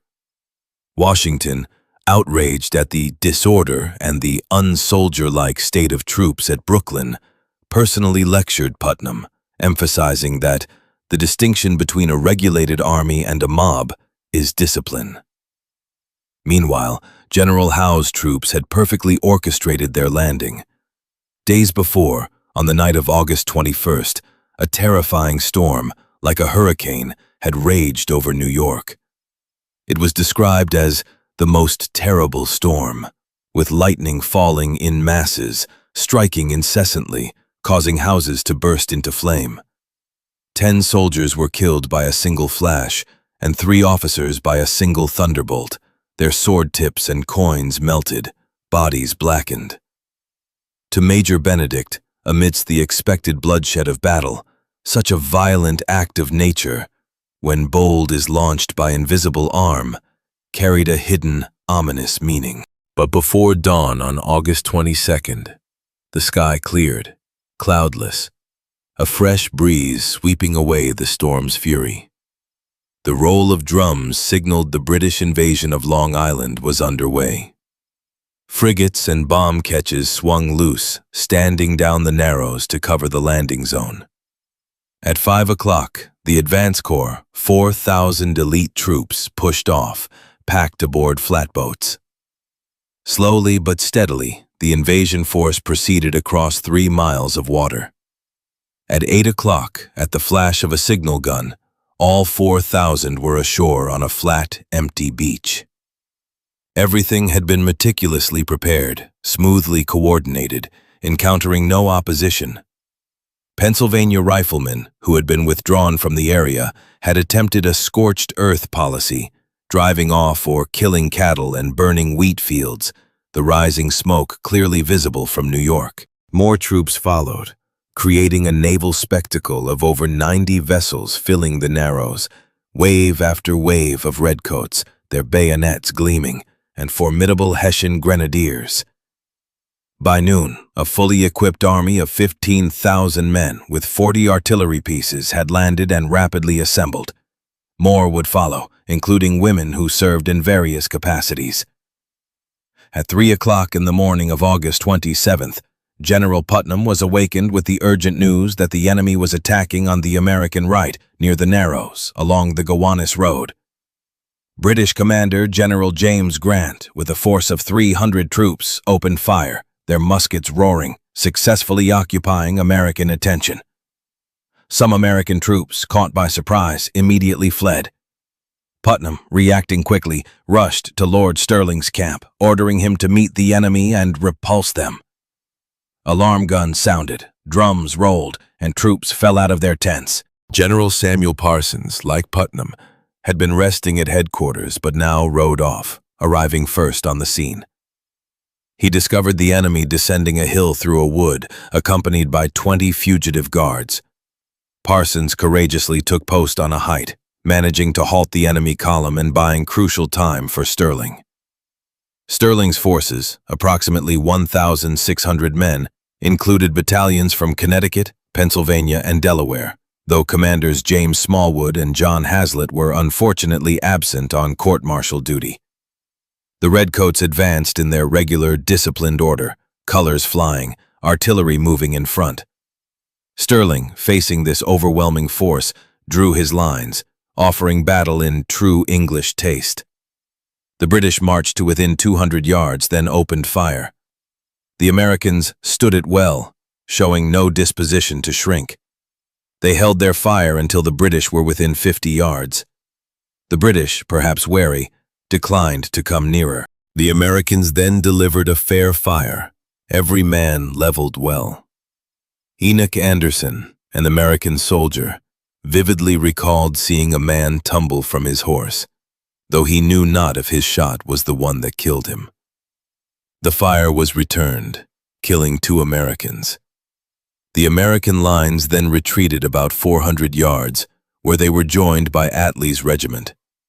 Twice the British assaulted Parsons' troops on their height. Twice the American lines held firm. Stirling's men endured a fierce cannon bombardment, their own American cannons answering back. The troops remained unflinching. In these first hours of open battle, the Continental Army fought valiantly, believing they were holding their own against the British regulars. Stirling, rallying his men, reminded them that Grant had once boasted of conquering America with just 5,000 men. Grant, however, pressed his advantage only so much, deliberately holding back. He engaged in a skirmishing and a cannonade for some hours, which drew their whole attention, a critical component of the larger British plan. At the center of the American line, Hessian artillery bombarded Sullivan's positions. General von Heister's brigades, drawn up on the plain, initially showed no sign of moving. Sullivan, riding out from Brooklyn, took command at Flatbush Pass, observing the Hessians' apparent inactivity. At 9 o'clock, Stirling, finding himself in deep trouble, dispatched regiments. Then, Howe's signal guns crashed, a sudden terrifying realization dawning on Sullivan. The entire British army was coming from behind, having executed a brilliant flanking maneuver. He was surrounded on the plain beyond the ridge. Von Heister, his feint complete, now ordered his Hessians into motion, drums rolling. Sullivan, seeing the trap, quickly pulled back his main force, swinging around to face the oncoming British. Vastly outnumbered, the Americans nonetheless returned fire with murderous effect. Officers on both sides feared their men would be cut to pieces. Amidst the chaos, Americans and British often had no idea what's happening. Indeed, Americans were not the only ones running. A British light infantry officer, leading 30 men into thick American riflemen, saw a third of his men fall. He broke for the woods, only to find more rebels spring up and fire from every direction.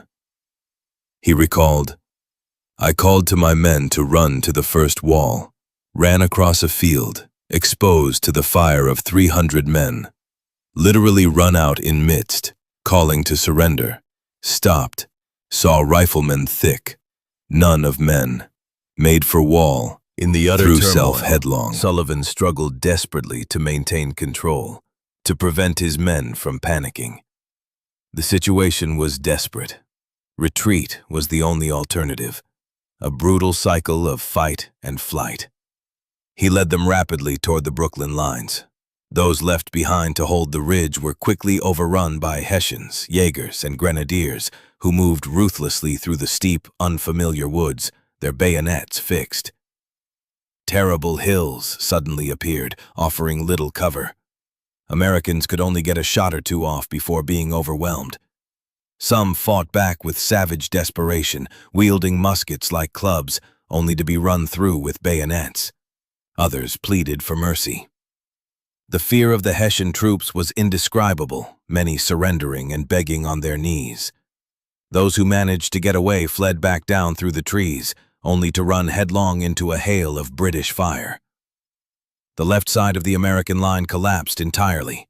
Thousands ran, hundreds were captured. Sullivan, in a final act of leadership, held back, trying to guide as many as possible to safety. Amazingly, most succeeded. Sullivan himself was eventually captured. American soldier Lewis Morris, who barely escaped, later wrote that Sullivan was surrounded, pistol in each hand, going directly between enemy lines, a testament to his courage. Joseph Hodgkins, the cobbler, ran pell-mell into marshes, fired on, and barely knew hardly who killed or drowned around him. Lord Stirling, completely surrounded, determined not to surrender his sword to the common British troops, dramatically broke through enemy fire to a Hessian regiment and surrendered himself personally to General von Heister. By noon, the rout was complete. The British had advanced so rapidly that many wanted to keep going, to carry the attack directly to the Brooklyn fortifications, sensing an absolute victory. Many British officers felt there was no time to stop. But Howe, adhering to his original, more cautious plan, issued a controversial order to halt the advance. General Clinton, who had masterminded the flanking movement, later recalled that principal attacks shouldn't be pushed too far, but that flanking attack should be pushed. Clinton later wrote of his little inclination to check the British troops, seeing enemy flying in panic. Howe, however, recalled that the mood of men required repeated orders to desist. It was the first truly great battle of the Revolution, and the largest until that point, with over 40,000 men involved. The field of battle ranged for 6 miles, with fighting over 6 hours, and for the Continental Army, it was their first true test under fire, resulting in a crushing defeat. "Oh, dole, doleful, doleful," scribbled Chaplain Philip Fithian in despair. To the British, however, it was a glorious day, cheap and complete victory. Grant, perhaps gloating, remarked, "Had the field day I talked of. If a good bleeding can bring those Bible-faced Yankees to their senses, the fever of independency should soon abate." Everything from their perspective had gone like clockwork. Clinton's masterful plan had succeeded beyond expectations. General Earl Percy proudly noted, "Our men behaved themselves like British troops fighting in a good cause." In the opinion of Sir James Murray, no soldiers ever behaved with greater spirit. In only one thing, he added wryly, failed. Couldn't run as fast as foes, a jab at the fleeing Americans, many of whom were ready to run over each other. Howe officially reported British losses at under 400, 59 killed, 267 wounded, and 31 missing. The Hessians lost even fewer, 5 killed and 26 wounded. Rebel losses, by contrast, were estimated at over 3,000. Howe claimed over 1,000 prisoners and another 2,000 killed, wounded, or drowned, a disparity that was significantly exaggerated for propaganda purposes. Washington, in a more sober assessment, later estimated American losses at between 700 and 1,000 killed and captured. General Parsons, who managed to avoid capture, grimly collected the American dead, which amounted to 60 bodies alongside enemy dead. Reports judged the American killed inconsiderable compared to the scale of the defeat, a small comfort in a devastating loss. The officers who had been in the thickest of the fight clung to the belief that the British had suffered greater losses, a comforting delusion in the face of what was undeniably a catastrophic defeat. Yet the grim truth began to surface. The British had taken the vast majority of prisoners, and the scale of the American rout was far more severe than anyone initially dared to admit. The actual losses were truly dreadful. An estimated 300 Americans killed, over 1,000 captured, including 3 of their most senior generals, John Sullivan, William Sterling, and Nathaniel Woodhull. Generals Sullivan and Sterling, surprisingly, were treated with a measure of courtesy, even dining with Lord Howe aboard his flagship, the HMS Eagle. Woodhull, however, would succumb to his wounds weeks later, a tragic testament to the battle's brutality. Among the ranks of the captured were lesser-known figures whose personal ordeals painted a grimmer picture. Captain Samuel Attlee, for instance, found himself subjected to the most scurrilous and abusive language, his captors taunting him with questions like, "Why weren't you bayoneted?" Lieutenant J.Z. Fitch, after fighting valiantly through the day, surrendered only when completely surrounded. Confined with other prisoners in a makeshift barn, Fitch found himself comforting his friend, Captain John Jewett, who lay in excruciating pain, bayoneted twice. In his final moments, Jewett made Fitch promise to describe his death to his wife, a solemn vow made before he died from his wounds, stripped and left to suffer. Accounts of Americans being bayoneted, even after surrendering, became disturbingly common. Stories circulated of Hessian soldiers, in particular, pinning American rebels to trees. A letter from an unnamed British officer, intercepted in Massachusetts, chillingly described how readily surrendered Americans were dispatched. The Hessians and Highlanders, he claimed, gave no quarter. The letter, read aloud, celebrated this brutality. It was a fine thing to see with what alacrity they dispatched the rebels with bayonets. Such strategies, the officer wrote, were lawful in war, especially against such vile enemies. While numerous individual Americans reported being beaten after surrendering, there were no documented mass atrocities, and both the British officer's letter and the spy's dramatic reports were likely propaganda designed to terrorize. The gruesome tale of Hessians burying 500 American bodies in a single pit, for instance, proved to be entirely untrue. In stark contrast, some prisoners, including Lieutenant Fitch, recorded instances of unexpected civility from their captors. The infamous General James Grant, for all his bluster, was so good as to make us a present of a side of mutton. British and Hessian captors, it seemed, often viewed their American prisoners as curiosities. They expressed astonishment at the rebels' appearance, noting they could not have been taken for soldiers but for their torn blouses. They were appalled by how badly clothed the Americans were, observing that most have nothing but a wretched farmer's costume. Even the American officers, they noted, were no better dressed, appearing as ordinary manual laborers. A revealing insight came from Lieutenant von Barteleben, who wrote in code that some American officers had shed their ideas of being heroes. Unfortunately, for many, the brief civility ended abruptly. Prisoners who knelt and sought to surrender were frequently beaten, and still worse treatment awaited the majority of the confined, destined to be starved in makeshift jails, church crypts, and the vile, disease-ridden British prison ships. In the remaining hours after the guns fell silent, the Americans, still holding the Brooklyn defenses, waited with agonizing tension for the anticipated British attack.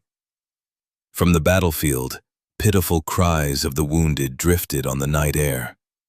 Stragglers, bedraggled and wounded, stumbled back into the lines. Major Mordecai Gist and 9 other Marylanders, the sole survivors of their brave contingent, miraculously crossed into the American camps the next morning. "Congratulations!" the unspoken sentiment echoed through the exhausted ranks. "You've survived a crushing defeat and a desperate night retreat."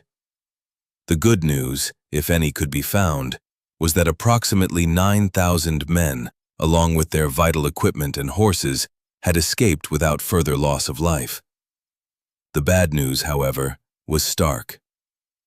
The army was battered, dispirited, shrinking in numbers, and the enemy remained relentlessly on the move. The morning of August 28th dawned, revealing a critical situation in Brooklyn. The American forces were thoroughly outsmarted and outfought, hemmed in with their backs to the vast East River. A change in wind direction, empowering the British fleet, could seal their fate, turning Brooklyn into an inescapable trap. Yet, in a bold and desperate gamble, Washington ordered more regiments from New York to reinforce the beleaguered Brooklyn lines, including Pennsylvania regiments and Glover's elite Marblehead troops. Some 1,200 fresh men marched into the Brooklyn entrenchments with a show of martial pride. Pennsylvania officer Lieutenant Caleb Graydon observed the transformation in the weary faces around him. Initially saddened by the disaster, they assumed a gleam of animation at the sight of the approaching reinforcements. A murmur rippled through the lines. These were the lads that might do something. Thomas Mifflin, a handsome, self-assured 32-year-old brigadier general of the fresh Pennsylvania brigades, volunteered to survey the defenses. Meanwhile, Joseph Hodgkins, exhausted but miraculously in one piece through the goodness of God, penned a letter home, expecting further action, as the enemy was now within 1.5 miles. Then, the weather changed dramatically. The temperature plunged by a sudden 10 degrees, ushering in a cold, drenching downpour, the ominous start of a powerful northeastern storm. Riflemen were ordered to maintain their fire, and the British returned volley for volley. The rain fell with an uncommon torrent, wetting the muskets and rendering many guns useless. The desultory firing continued until evening, the storm's fury and the roar of distant guns continuing to reverberate across the river well into the night. Pastor Ewald Schukirk, on the New York side, later recorded the boom of cannon intermixed with the lightning. August 29th saw the storm rage on. Heavy rains continued to fall, soaking the troops who were without tents and had little food. Fires were hard to keep going. Private Joseph Martin recalled getting by on biscuits, hard enough to break the teeth of a rat. Hungry, soaked to the skin, with trenches filling with water and muskets and cartridges rendered useless, soldiers fell asleep standing or sitting, utterly exhausted. Washington, having had little sleep himself, dispatched an almost incoherent report to Congress, detailing the distress, the defeat, the engagement, and the British advancing by approaches and digging trenches. Paradoxically, the storm was to Washington's distinct advantage. The ill wind from the northeast proved to be a stroke of good fortune, as it prevented Howe's ships from navigating up the East River to cut off the escape route. But for how long? The old sunken ships at the Narrows were proving to be no serious barrier, and smaller British vessels could still potentially come up the East River. The situation remained grim, yet Washington, making rounds on horseback in the driving rain, maintained a calm and resolute presence. Cool but determined, he told his men, demonstrating what he meant by example, all the while keeping his own anger, torment, and despair fiercely locked within himself. Since his arrival in New York in April, Washington's policy had been to keep close watch and decide according to circumstances. Sometime before noon, Mifflin reported further British progress with their approaches, indicating an imminent attack. It was then that Washington made a momentous decision. A secret, urgent, and deceptively worded message was dispatched to General Heath at King's Bridge, ordering all flatboats and sloops to be rounded up without delay. The pretense was that New Jersey battalions were coming to relieve others, a message signed by Mifflin to add credibility. Washington emphasized no ceremony in carrying out this order. The boats were to be confiscated.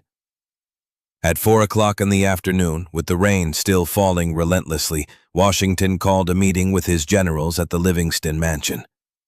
Mifflin, keenly aware of the dire straits, advised Washington that he must either fight or retreat.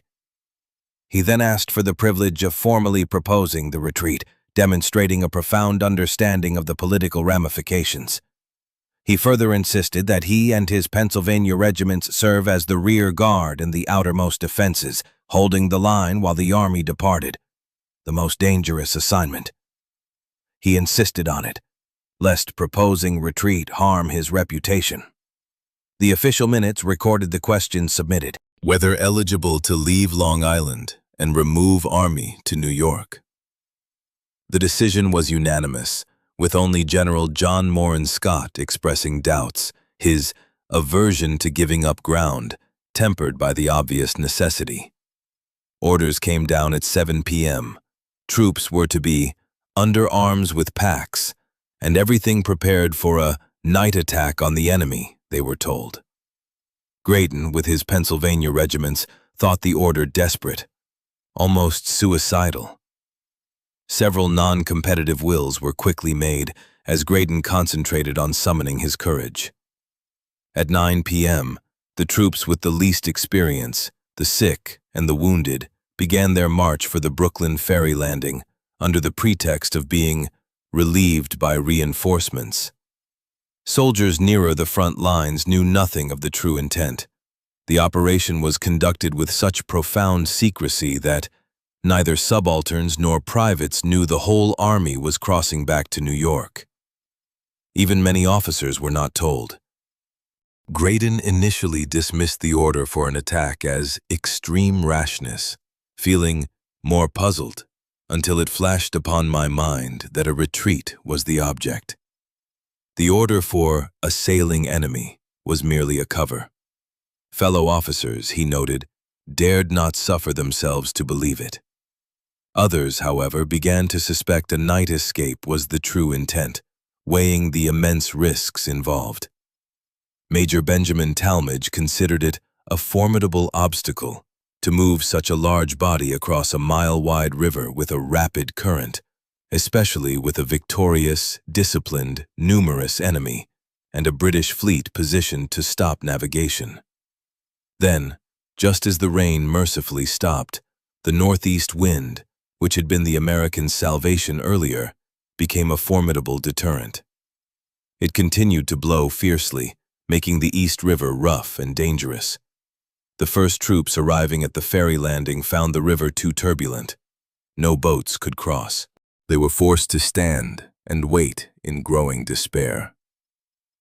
General Alexander McDougall, in charge of the embarkation, sent a grim message back to Washington. No retreat tonight with these conditions. But then, around 11 p.m., a miraculous shift occurred. The wind suddenly died down, then softly shifted to the southwest. Almost immediately, a small armada of boats, manned by the extraordinary sailors and fishermen of Glover's Marblehead Regiment, began to make its way over the river from New York. Glover himself crossed to give directions, his men proving crucial with their extraordinary seamanship, negotiating swift, contrary currents in loaded boats, the water sometimes only inches below the gunwales in the absolute pitch dark. With no running lights, few had ever faced such a challenge, where so much was riding on their skill. The boats worked back and forth tirelessly. More troops were quietly ordered to withdraw from the lines. It was a tedious operation through mud and mire. Wagon wheels were muffled with rags to silence their creaking. Talking was strictly forbidden. Soldiers were strictly enjoined not to speak or even cough. They moved like specters. As one regiment silently left its station, remaining troops stealthily filled the vacancies to maintain the illusion of a full line. For Graydon, it was his third night without sleep, a common plight for many. Washington himself rode to the ferry landing, taking charge, his presence a steadying force. The orderly withdrawal of an army, especially in the face of an enemy, was considered the most difficult maneuver in warfare. Yet this ragtag amateur army was executing a night withdrawal in perfect order. The profound silence seemed more than hoped for. The worst fear, ever present, was that the British would discover the retreat and descend with their superior force. Troops in Mifflin's vanguard still held the outermost defenses, knowing that in the event of a British attack, their chance of annihilation was high if the enemy proved wiser. Their contingency? Fall back and rally at the old Dutch church. Hours passed. The ominous sounds of British picks and shovels digging continued to drift from their advancing works. The garrison at Fort Sterling was ordered to stay through the night as cover, to be withdrawn last. Around 2 a.m., a terrifying sound shattered the fragile quiet. A cannon went off, its boom echoing across the river. There was no explanation. Graydon speculated that a gun had been discharged while spiking it for removal, a common procedure. The incident haunted him the rest of his life. He recalled a scene in Shakespeare's Henry V, the long night wait before a court, feeling a similar interval of dread suspense. Approximately 4:00 a.m. Still shrouded in darkness, a young officer, Major Alexander Scammell, rode through the outer defenses looking for Mifflin. Scammell, a 29-year-old Harvard graduate and attorney serving as aide-de-camp to General Sullivan, urgently told Mifflin that the boats were ready and Washington was waiting for the remaining troops. Mifflin, initially confused, quickly realized Scammell had mistakenly insisted he had ridden from the extreme left with orders for Mifflin's troops to march for the ferry. Mifflin, in turn, ordered his hand-picked regiment to move out. Scammell's mistake, a dangerous blunder, could spell disaster. The troops left their trenches and started for the river without delay, halting briefly near the Dutch church. Suddenly, Washington, astride his horse, demanded to know what was happening. As his aide was explaining, Mifflin himself rode up. In the darkness, their faces were hard to discern. But the aide remembered Washington exclaiming, "Good God, General Mifflin, I am afraid you have ruined us." Mifflin, with some warmth, responded that he was merely obeying Washington's orders by Scammell. Washington, realizing the dreadful mistake that had come too soon, immediately recognized the confusion at the ferry.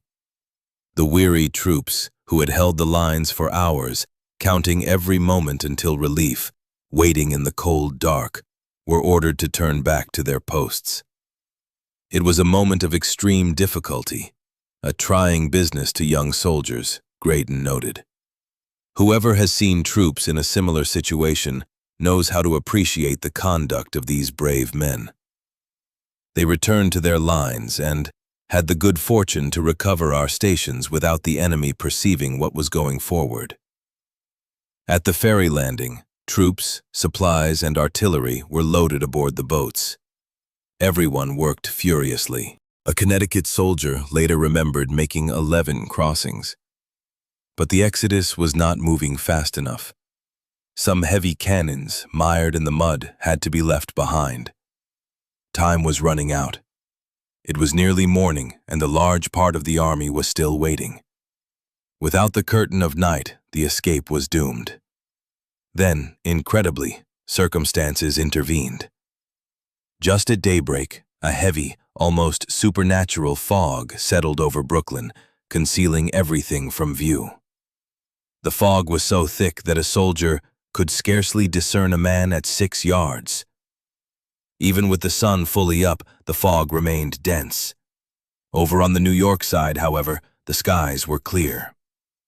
At long last, Mifflin's rear guard, the troops at Fort Sterling, were summoned, leaving only with the understanding that they did not linger. Major Talmadge, with his regiment among the last, believed he saw Washington on the ferry stairs, staying to the very end. Graydon estimated they landed in New York at 7:00 in the morning, perhaps later. Less than an hour after the fog finally dispersed, the enemy became visible on the shore they had left behind. In a single night, 9,000 troops had escaped across the river. Not a single life was lost in the crossing. Only 3 men were captured, having foolishly hung back to plunder. Congratulations.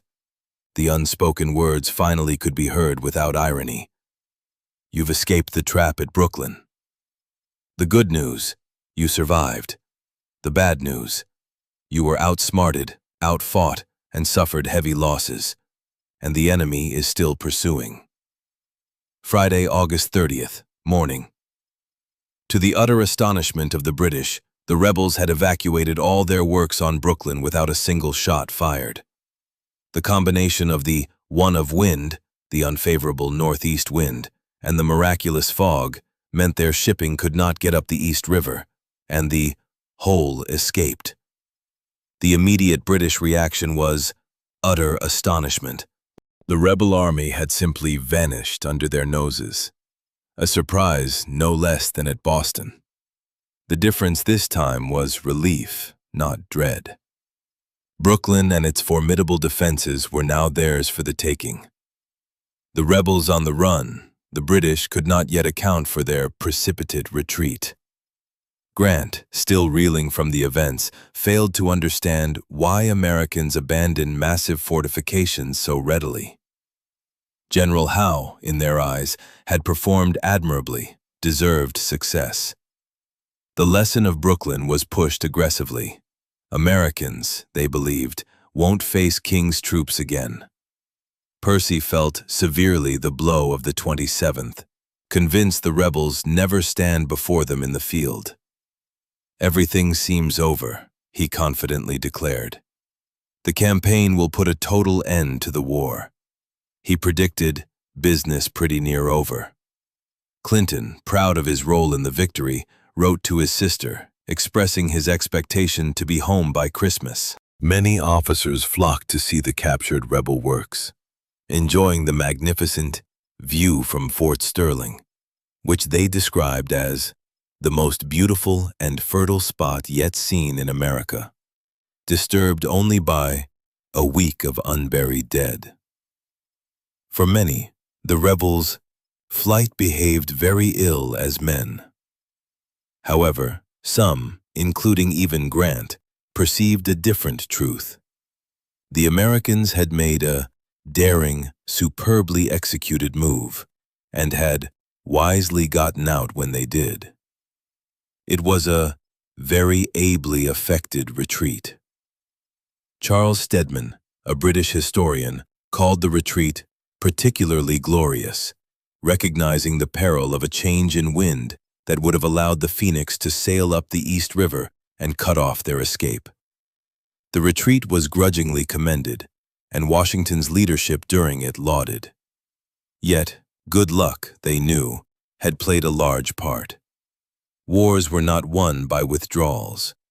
A successful evacuation could not compensate for the staggering losses, over 1,000 prisoners, a substantial number of dead, and countless wounded. The Battle of Brooklyn, by any measure, was a fiasco. Washington, in his first major command on a large field, and his officers, had failed, made to look like fools. From the moment he took command in New York, Washington had placed himself in an impossible position. He failed to recognize the fundamental truth that whoever commands the sea must command the town, ignoring explicit warnings to that effect. He had recklessly divided his army, over-relying on his ability to respond to circumstances by swiftly moving forces across the East River. On the very eve of the British attack, he remained baffled over whether it was the real thing or merely a feint, unsure what to do. For the British, almost everything had gone as planned, from the landing to the battle. For Washington, almost nothing. His central strategic assumption of a frontal assault, a piece of sheer wishful thinking, left him entirely outmaneuvered. The battle was effectively over before it began. He seemed to have forgotten the battle was happening on land, agonizing instead over being outflanked by water. How could a man insistent on things done so, historian David McCullough wondered, care so little about details? The unguarded Jamaica Pass remained an impossible blunder to explain. Despite spending the day at Brooklyn, studying the situation, Washington never fully accounted for his part in the disaster. For many, however, the escape itself was proof of his ability, easing the humiliation of defeat. Americans, they argued, had rightly claimed they were vastly outnumbered, but had shown courage and tenacity. General Israel Putnam was blamed for not ordering Sterling to withdraw sooner. Sullivan was faulted for knowing too little of the terrain. Both were criticized for leaving Jamaica Pass unattended. Colonel Samuel Miles, supposedly in charge of the left flank, had a hunch the enemy would use Jamaica Pass, but did nothing. Sterling, for all his bravery, was criticized for fighting on an open field. Many, including Henry Knox, insisted that Nathaniel Greene, familiar with the intricate details of Gowanus Heights, would have met the British with stiff opposition at Jamaica Pass, and things might have gone differently. Greene's illness and absence, therefore, became one of Washington's severest blows. Washington himself largely blamed Sullivan for little vigilance at Jamaica Pass, implying Greene would never have allowed such a surprise. But the grim truth remained. A British victory was certain all day. The struggle might have lasted longer, and the cost been greater, but outnumbered and without control of the sea, the American army never truly had a chance. Howe's decision not to continue the attack immediately remained the subject of intense speculation. His severest critic, Captain John Montresor, who was the first to discover the Americans had vanished on the morning of August 30th, asserted there was no question Howe should have pressed the attack, and that he had made a grievous mistake, lamenting that Howe never pursues his victories. Montresor's assessment was echoed by Clinton, who privately felt that with the Americans flying in panic, Howe had had a chance to end the war then and there. Yet, when questioned, Clinton, ever the cautious politician, refused to say so publicly, judging it prudent to hold back. Even Cornwallis, in Parliament, refused to confirm that the Brooklyn lines could have been taken by an immediate attack. Americans, he knew, wanted another Bunker Hill. Howe, remembering the horrific cost of that earlier engagement, had no desire to squander lives on a frontal attack, believing the lines could be taken at a cheap rate by regular approaches. He simply couldn't risk the loss sustained in an assault. Had Howe pressed on August 27th, the British victory would have been total. Or, had the wind turned earlier, allowing the British Navy into the East River, the war and the chances of independence might have been long delayed, or even ended. When news of the battle, accompanied by Howe's exaggerated claims of American losses, finally reached London, it created a sensation. The victory was hailed as grand, completely controverting the predictions of his political opponents. Edmund Burke, Charles Fox, and other Whig members of Parliament were downcast. The Tories, jubilant, saw the news to enliven our countenances. Edward Gibbon declared Britain in ecstasy. Bells were rung, windows lighted, and King George III, pausing during a stroll, expressed great satisfaction. In the Continental Congress, the defeat was spoken of privately as an unfortunate beginning, a disaster, yet there was no panic.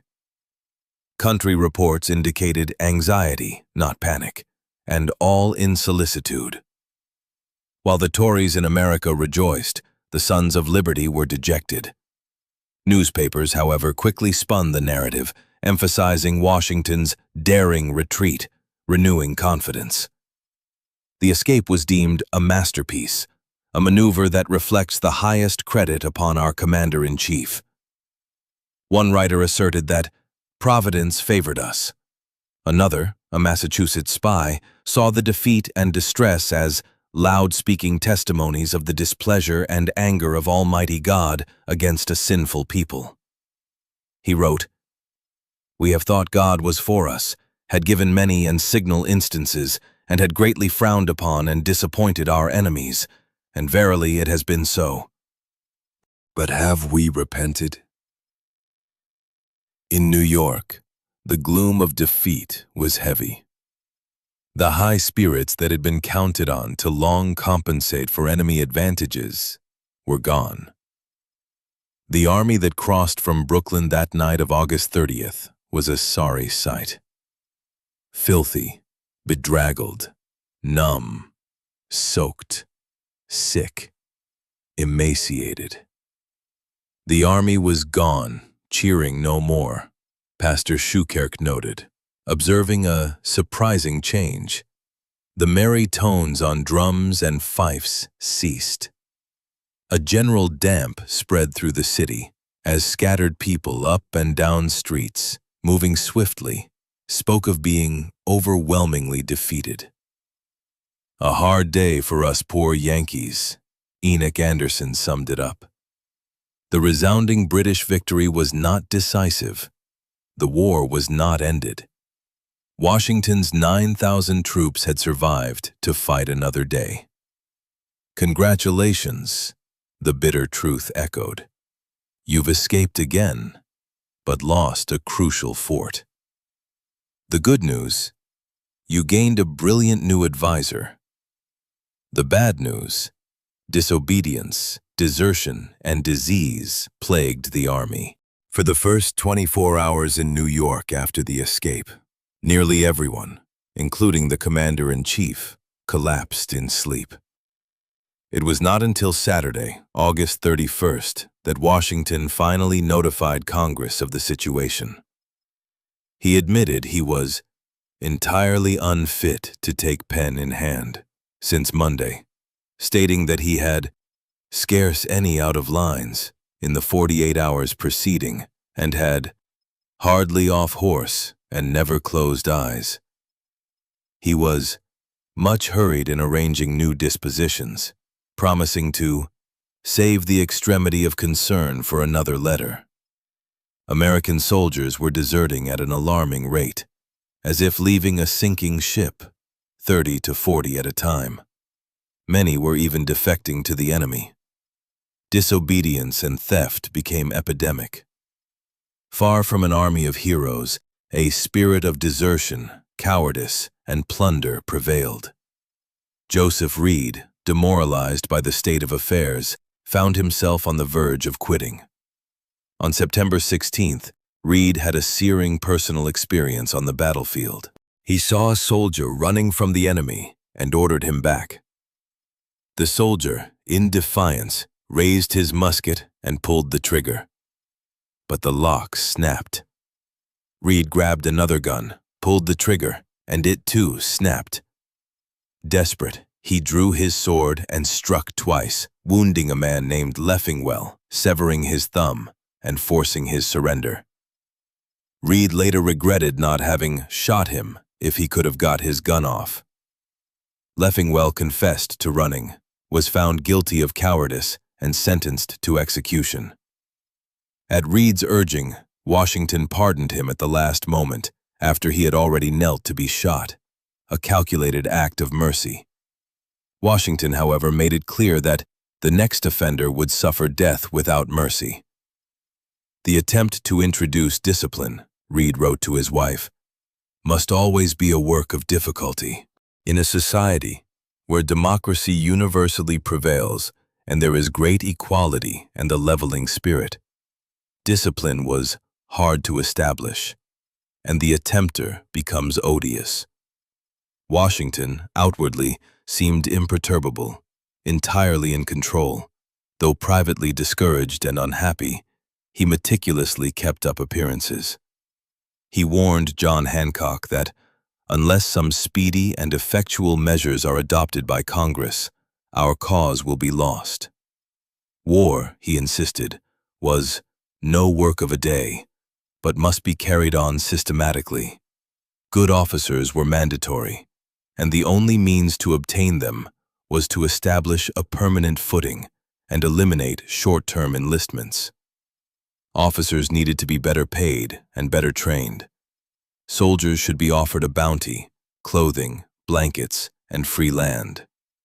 Dependence on militia, he argued, was assuredly resting upon a broken staff. Men dragged from tender scenes, unaccustomed to the din of arms and unacquainted with military skill, fostered a want of confidence facing trained troops that made them timid and lust after plunder. Even regimental surgeons were taking bribes to certify sickness. Despite a deep-seated fear in Congress and among the people of a remote standing army, Washington knew that no standing army meant the cause faced ruin. Once new rules and regulations were adopted, punishments for severe and most atrocious offenses were introduced, with a maximum of 39 lashes, though seldom laid on for more sport. Such punishments, he observed, many were willing to undergo for a bottle of rum. Unbeknownst to Washington, Congress, largely due to the efforts of John Adams, had already acted on much of what he wanted. Enlistment for the duration of the war now came with a bounty of 2,100 acres. New articles of war, based on British codes, introduced stiffer punishments, up to 100 lashes, and the death penalty for more crimes. Adams also proposed a military academy, though nothing came of it at the time. Washington, writing to his distant cousin Lund Washington on September 30th, was far more candid about his miseries. "Such is my situation," he confessed, "that if I were to wish the bitterest curse to an enemy, I should put him in my stead." He was wearied to death with problems. One regiment now numbered under 50 men, another only 14 fit. "In confidence," he told Lund, "I tell you that I never was in such an unhappy, divided state since I was born."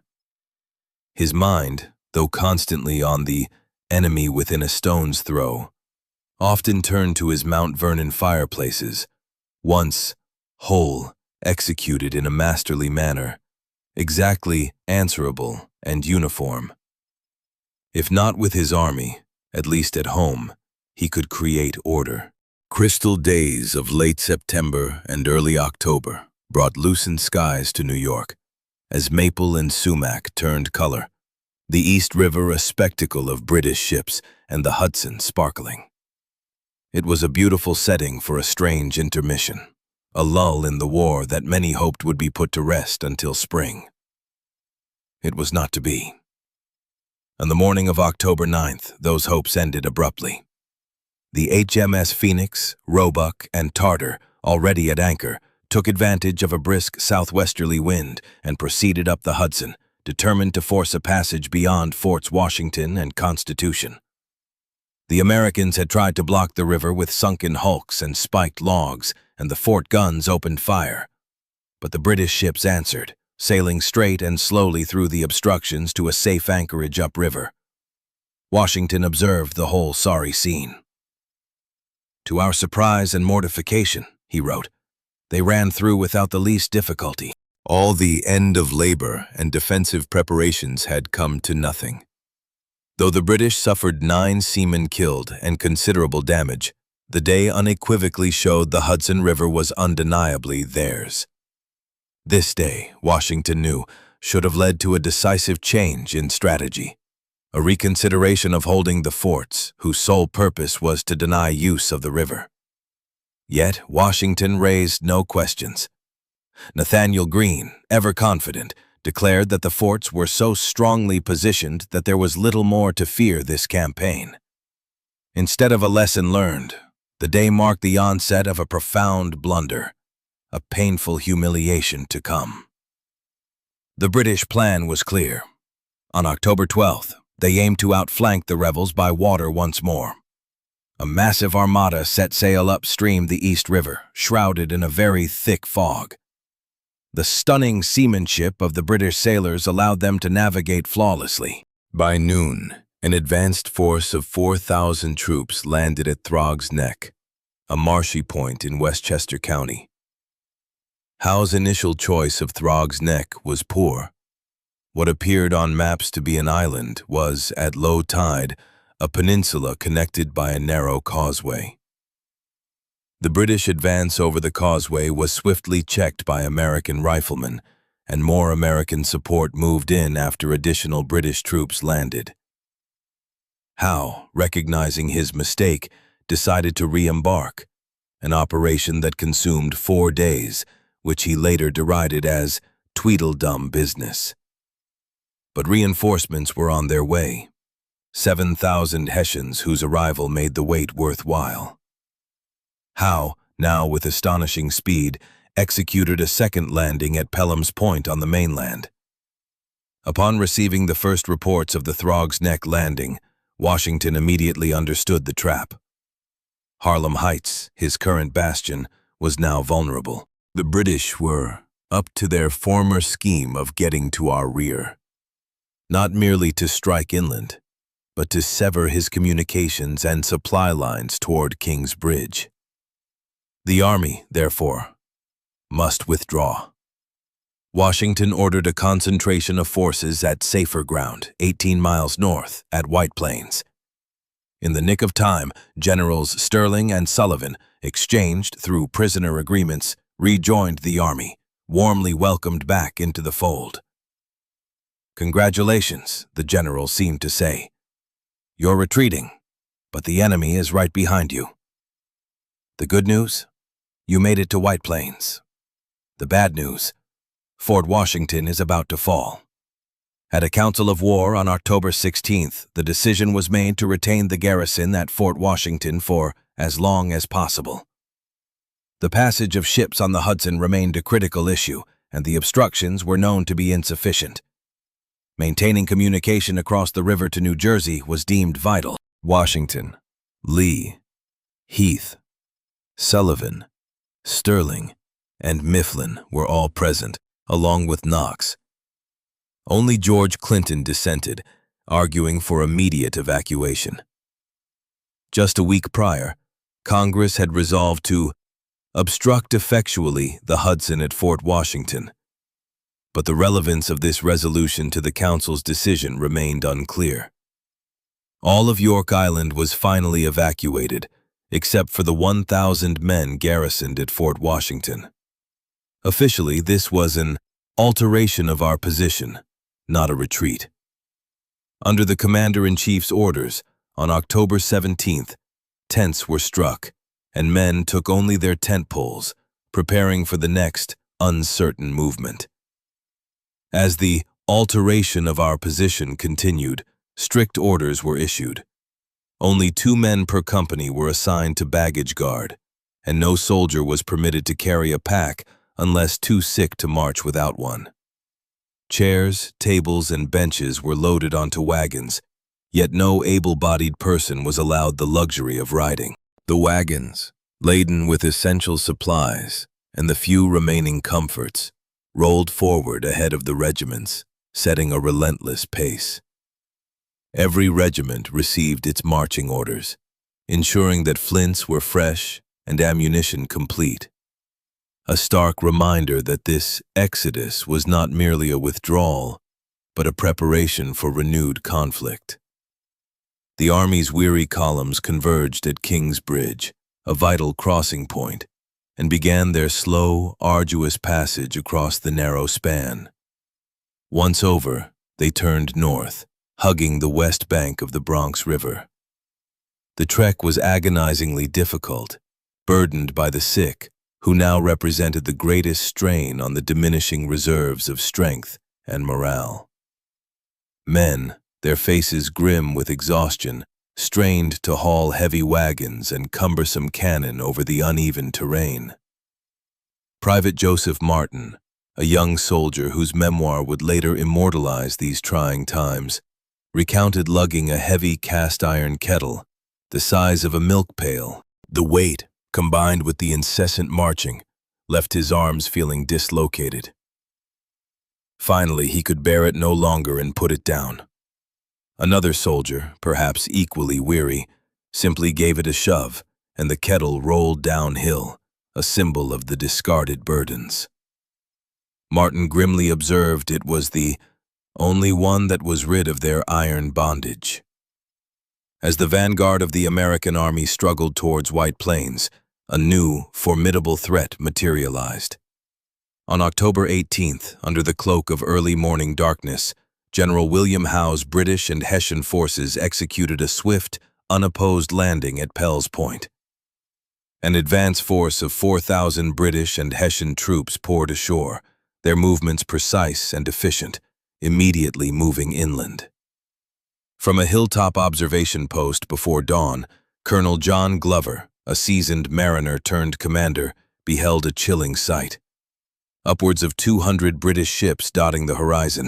A wave of anxiety for the fate of the day washed over him, making him wish he could give 1,000 worlds for the presence of Major General Charles Lee or any other experienced officer.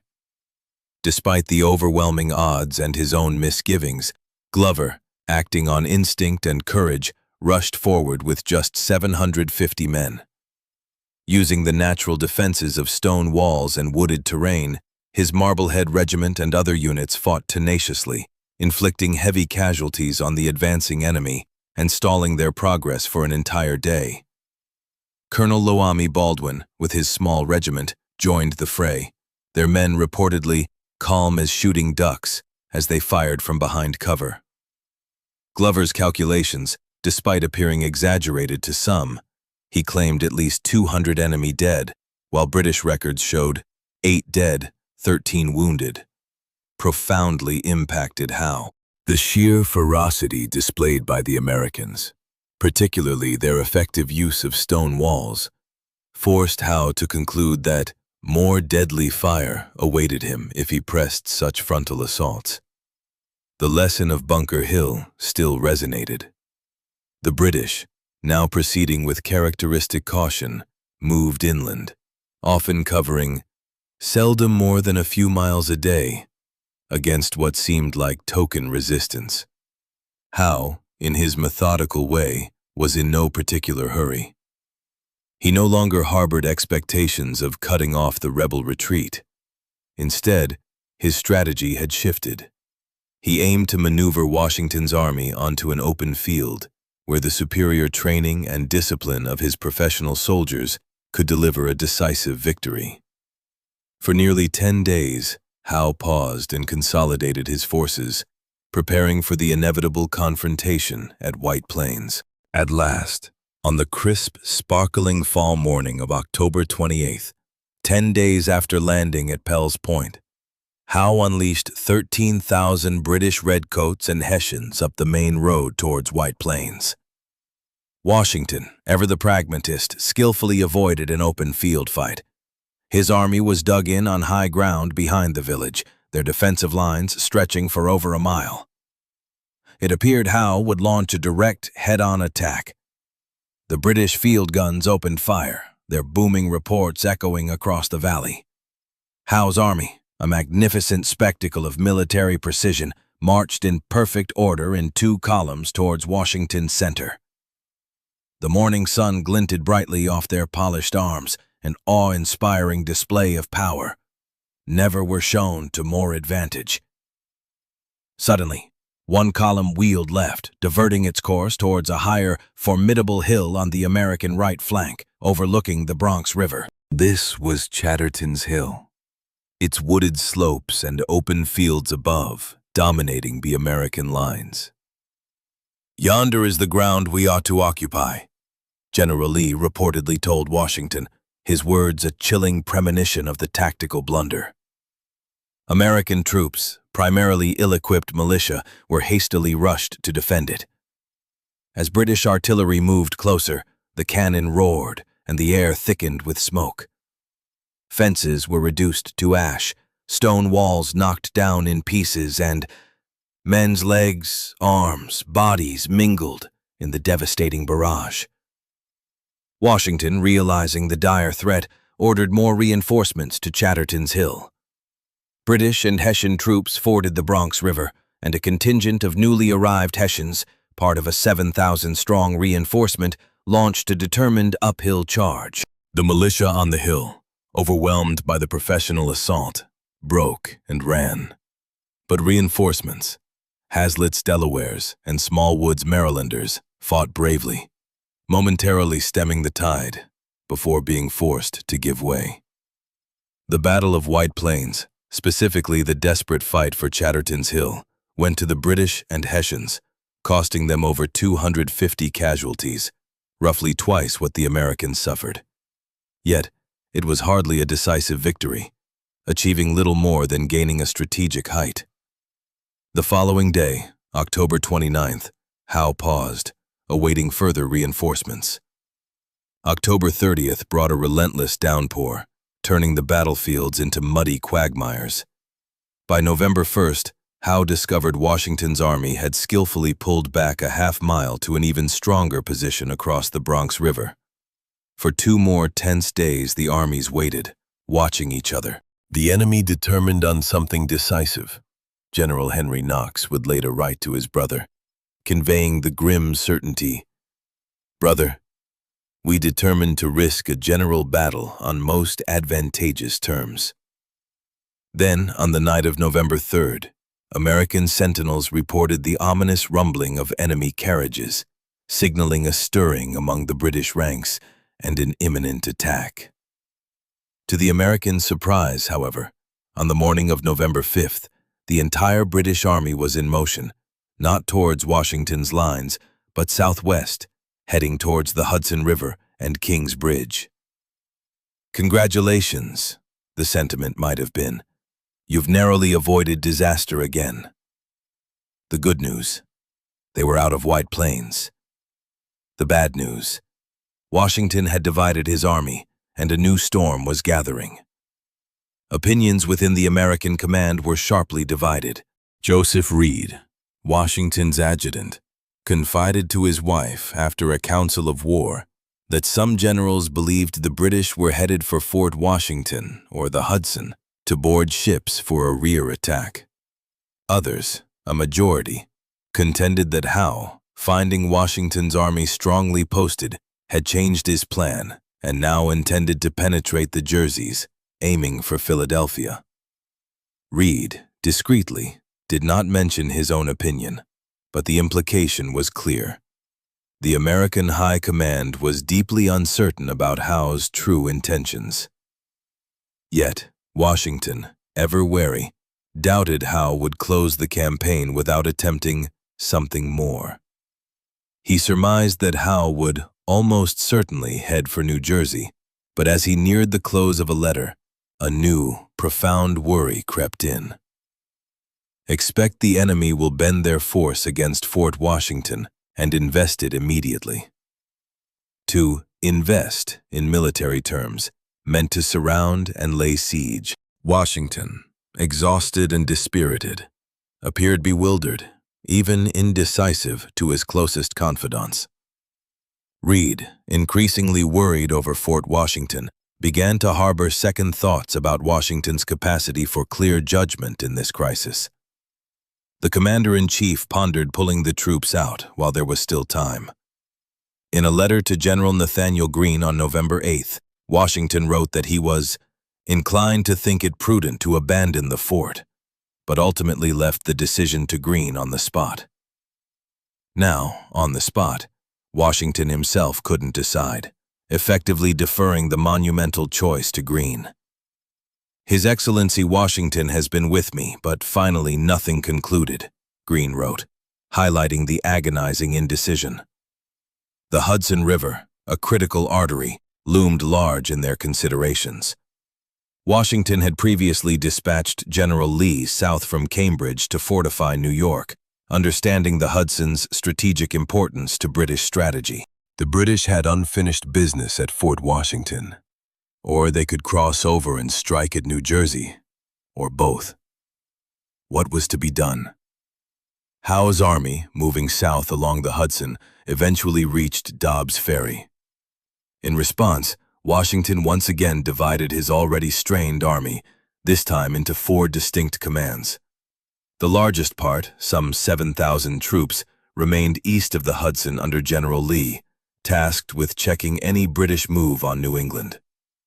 General William Heath, with a smaller force, not 30,000, which would have been an impossible number at this stage, but a substantial detachment, was assigned to guard the Hudson Highlands at Peekskill. What was left, approximately 2,000 men, crossed to the New Jersey side, where they were expected to be joined by reinforcements from New Jersey and Pennsylvania.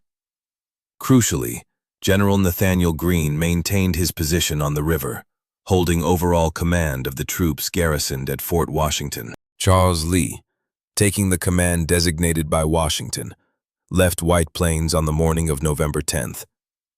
By November 12th, he was at Peekskill, crossing the Hudson and heading south for New Jersey, reaching Fort Lee on November 13th after an impressive 65-mile march in just 3 days. For the better part of 2 days, he and Greene conferred. Greene, yet to fight a major battle, remained surprisingly optimistic, convinced Fort Washington could be held, especially with its doubled garrison of over 2,000 troops. This marked a remarkable reversal of roles. Washington, who had refused to abandon New York in September, was now ready to, while Greene, who had seen no reason to stay a day longer on York Island and wanted to avoid a crisis, now wished to make a stand on the last bit of the island. Greene argued it would keep communications open, tie up British troops, and, despite the formidable presence of the British across the river and the fort's steep, rock-bound approaches, prevent a demoralizing retreat. He dismissed fears of another slaughter like Bunker Hill. However, Fort Washington was far from impregnable. Its irregular pentagonal plan encompassed only 4 acres with walls of piled earth, no barracks, and water that had to be laboriously hauled up from below. It was not designed for a long siege, especially with winter approaching. Nonetheless, Commander Robert Magaw, the fort's commandant, believed it could be held until the end of December, and Greene concurred. Washington's earlier letter to Greene from White Plains on November 8th inclined to think it prudent to abandon the fort, decision to Greene on the spot, now underscored the agonizing indecision. As Captain Frederick Mackenzie, a British officer, reported in his diary, the campaigning weather was all but perfect, with frost nearly every night, disappearing with the sun.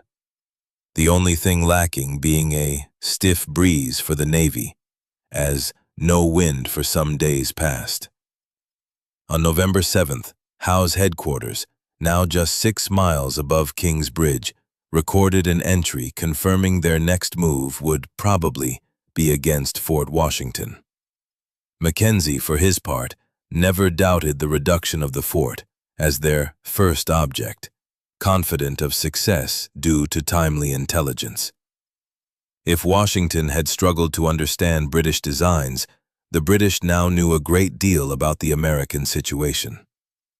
On November 2nd, while Howe's army was still at White Plains, a critical breach of security occurred.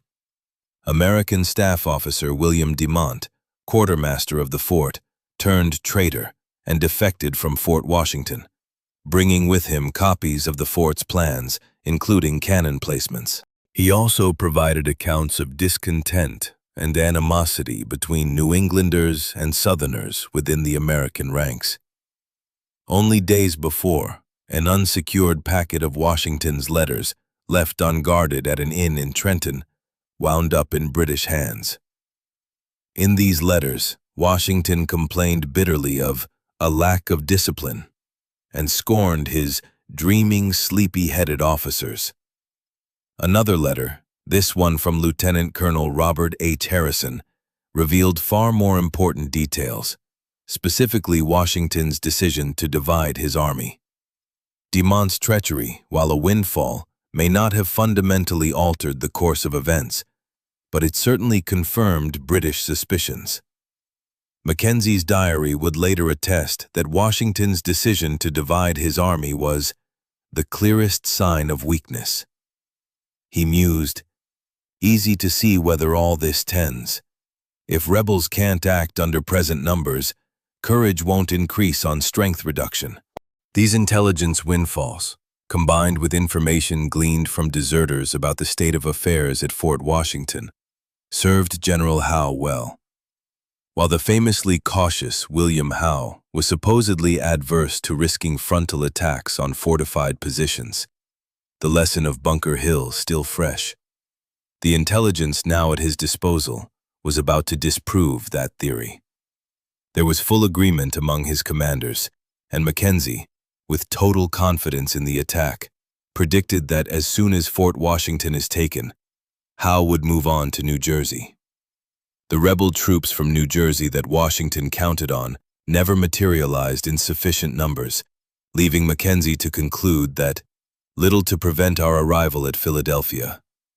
On November 12th, the very day Washington crossed the Hudson, Howe's army was within 4 miles of King's Bridge, their 4-part assault plan for Fort Washington already laid out, with the Hessians playing a major role. The plan was about to unfold. At midday on November 15th, Howe sent Colonel James Patterson under a white flag to deliver a message to the American commander, Colonel Robert Magaw, at Fort Washington. It was the same British officer who, in July, had carried peace overtures. This time, it was an ultimatum: surrender the fort or face annihilation. Magaw was given 2 hours to decide. He responded at once, in writing, his defiance ringing clear. "If I rightly understand, this post is to be immediately surrendered. I rather think it is a mistake." Act a part so unworthy of himself, actuated by the most glorious cause. "I am determined to defend this post to the very last extremity." Howe had no actual intention of a full-scale slaughter. The ultimatum was a psychological weapon, playing on fears.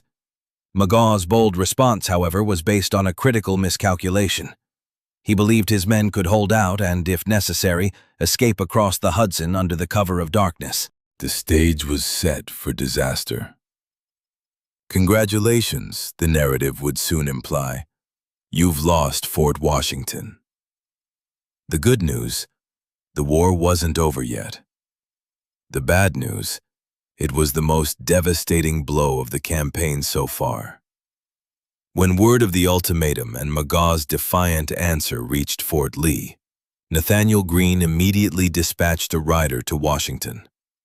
Washington, in a desperate dash, arrived at Fort Lee at nightfall. Greene and General Israel Putnam, driven by urgency, rode across the river in the darkness to meet with Magaw and appraise the situation. Washington, unable to remain behind, followed them in a small boat. Halfway across the treacherous dark river, he met Greene and Putnam returning. Their report, surprisingly, was encouraging. The troops were in high spirits and would put up a good defense. Given the late hour, Washington decided the 3 generals should return to Fort Lee. Unbeknownst to them, that very night, British forces stealthily brought 30 flatboats up the river with muffled oars, silently passing Fort Washington and moving into Spuyten-Duyvil Creek, then down the Harlem River, ready for the morning's assault. At the first chance, early on Saturday, November 16th, Washington, accompanied by Greene, Putnam, and General Hugh Mercer, again crossed the Hudson, determined to ascertain what was best to be done. As their boat pushed off, the distant, muffled sound of heavy cannon fire carried over the water from the left flank of Fort Washington. The attack had begun. Landing on the opposite shore downriver from the fort, the four generals scrambled up steep slopes to a crest near the Morris House, finding themselves in a very awkward situation. Greene would later write, "Disposition made, enemy advancing, durst not make new disposition." Though they still couldn't perceive the full scale of the impending disaster, the generals urged Washington to leave and return to Fort Lee. Greene, Putnam, and Mercer all volunteered to stay, but Washington, perhaps sensing the futility, decided it was best they all depart. The British assault unfolded from three directions, preceded by a prolonged, thunderous pounding from their artillery. From the north, 4,000 Hessians, led by Colonel Johann Rall, Knyphausen's immediate subordinate, surged over the bridge at King's Bridge. Rall had requested the honor of the main attack, and his Hessian professionals, known for their discipline, performed their duty with a relentless pride that would later astound even their adversaries. One captured Hessian officer remarked that their duty was not to inquire which side is right. Simultaneously, a force of British troops under Lord Cornwallis, including fearsome Highlanders, struck from the east, crossing the Harlem River in the flatboats brought up during the night. A third force, comprising 3,000 British and Hessians, advanced from the south, led by General Earl Percy. By 10 a.m., Howe had committed 8,000 troops, nearly 4 times the defending force. The outermost American defenses, some 5 miles from the fort, were quickly overrun. Knyphausen's Hessians faced the steepest terrain, scaling jagged, almost inaccessible rock slopes even without enemy fire. They were met with a withering volley from Virginia and Maryland riflemen concealed among the rocks. The fighting was ferocious, yet the Hessians were dauntless. Officer Riedesel described the attack on almost inaccessible rock, noting that every obstacle was swept aside, and precipitous rocks scaled. A Hessian soldier, Johann Ruber, recounted, "We were obliged to drag ourselves by beech tree bushes, could not really stand. But at last they gained the hilltop, and despite the tree stones and fierce American resistance, they had no idea of yielding. Rall himself gave the word. 'All that are my grenadiers, march forwards.' Drummers struck up a march, fife players blew, and 'All alive!' shouted, 'Hurrah!' As Americans and Hessians mingled, no more firing, ran forward pell-mell upon the fortress. Even General Sir George Grant, who usually disliked Hessians almost as much as Americans, wrote with admiration how they surmounted every difficulty, gaining the heights, kept on at a trot. Knyphausen, utterly convinced he would be in the fort in 5 minutes, had not stopped Rall's advance. On the other sides, the attack progressed with similar, though varied, intensity. Some American defenders offered little resistance, while others fought tenaciously. Captain Alexander Graydon commanded a company facing Percy's assault from the south. With just 150 men and a single 18-pound cannon, they held off 800 British for a time. But Percy's attacking troops captured the Morris House just 15 minutes after Washington and the other generals had exited it. Courage, however, was not enough. The Americans were too few, their lines too extended. Their only recourse was a desperate, hasty retreat to the fort itself. 17-year-old Private John Adlam ran uphill, hardly with breath, as I was a good deal fatigued.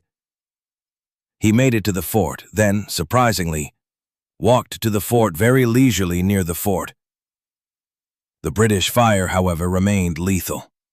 A field piece fired a round shot at a huddle of Americans between the fort lines.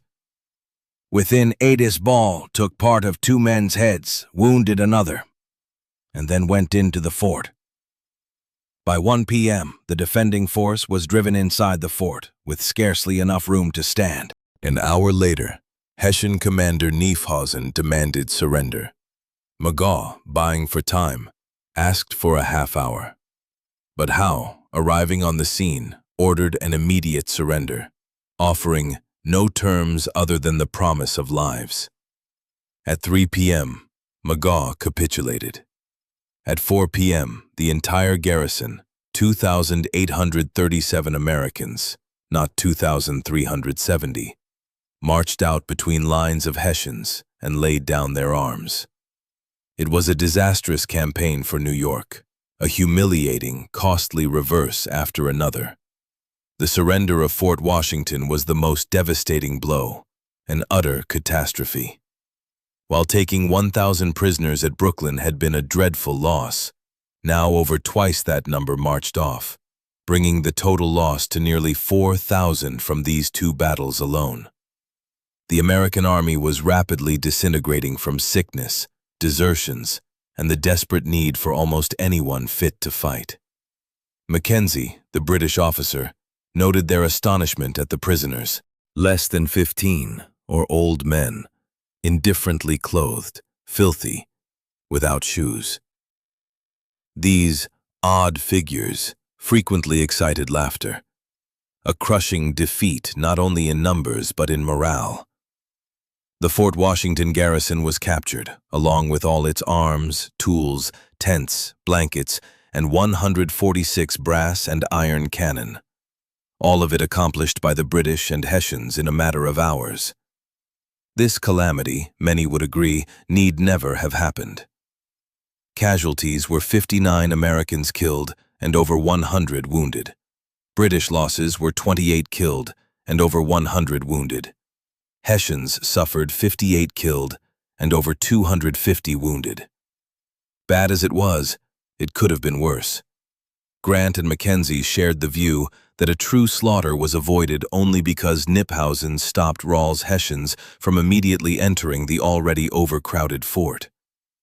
The carnage would then have been dreadful, for the rebels were so numerous, with not room to defend, and so frightened that there was not power ahead for prisoners. The horror of being held captive in overcrowded, unheated barns, sheds, and, worst of all, British prison ships in the harbor, where hundreds would soon die of disease, was a grim reality. Washington was said to have wept watching the tragedy unfold across the river. While such open displays of emotion were unlikely given his imperturbability, he surely wept within his soul, facing ruin like never before. To his brother Jack, he confessed, wearied almost to death with retrograde motions. Nathaniel Greene, in anguish, wrote to Knox, "I feel mad, vexed, sick, sorry.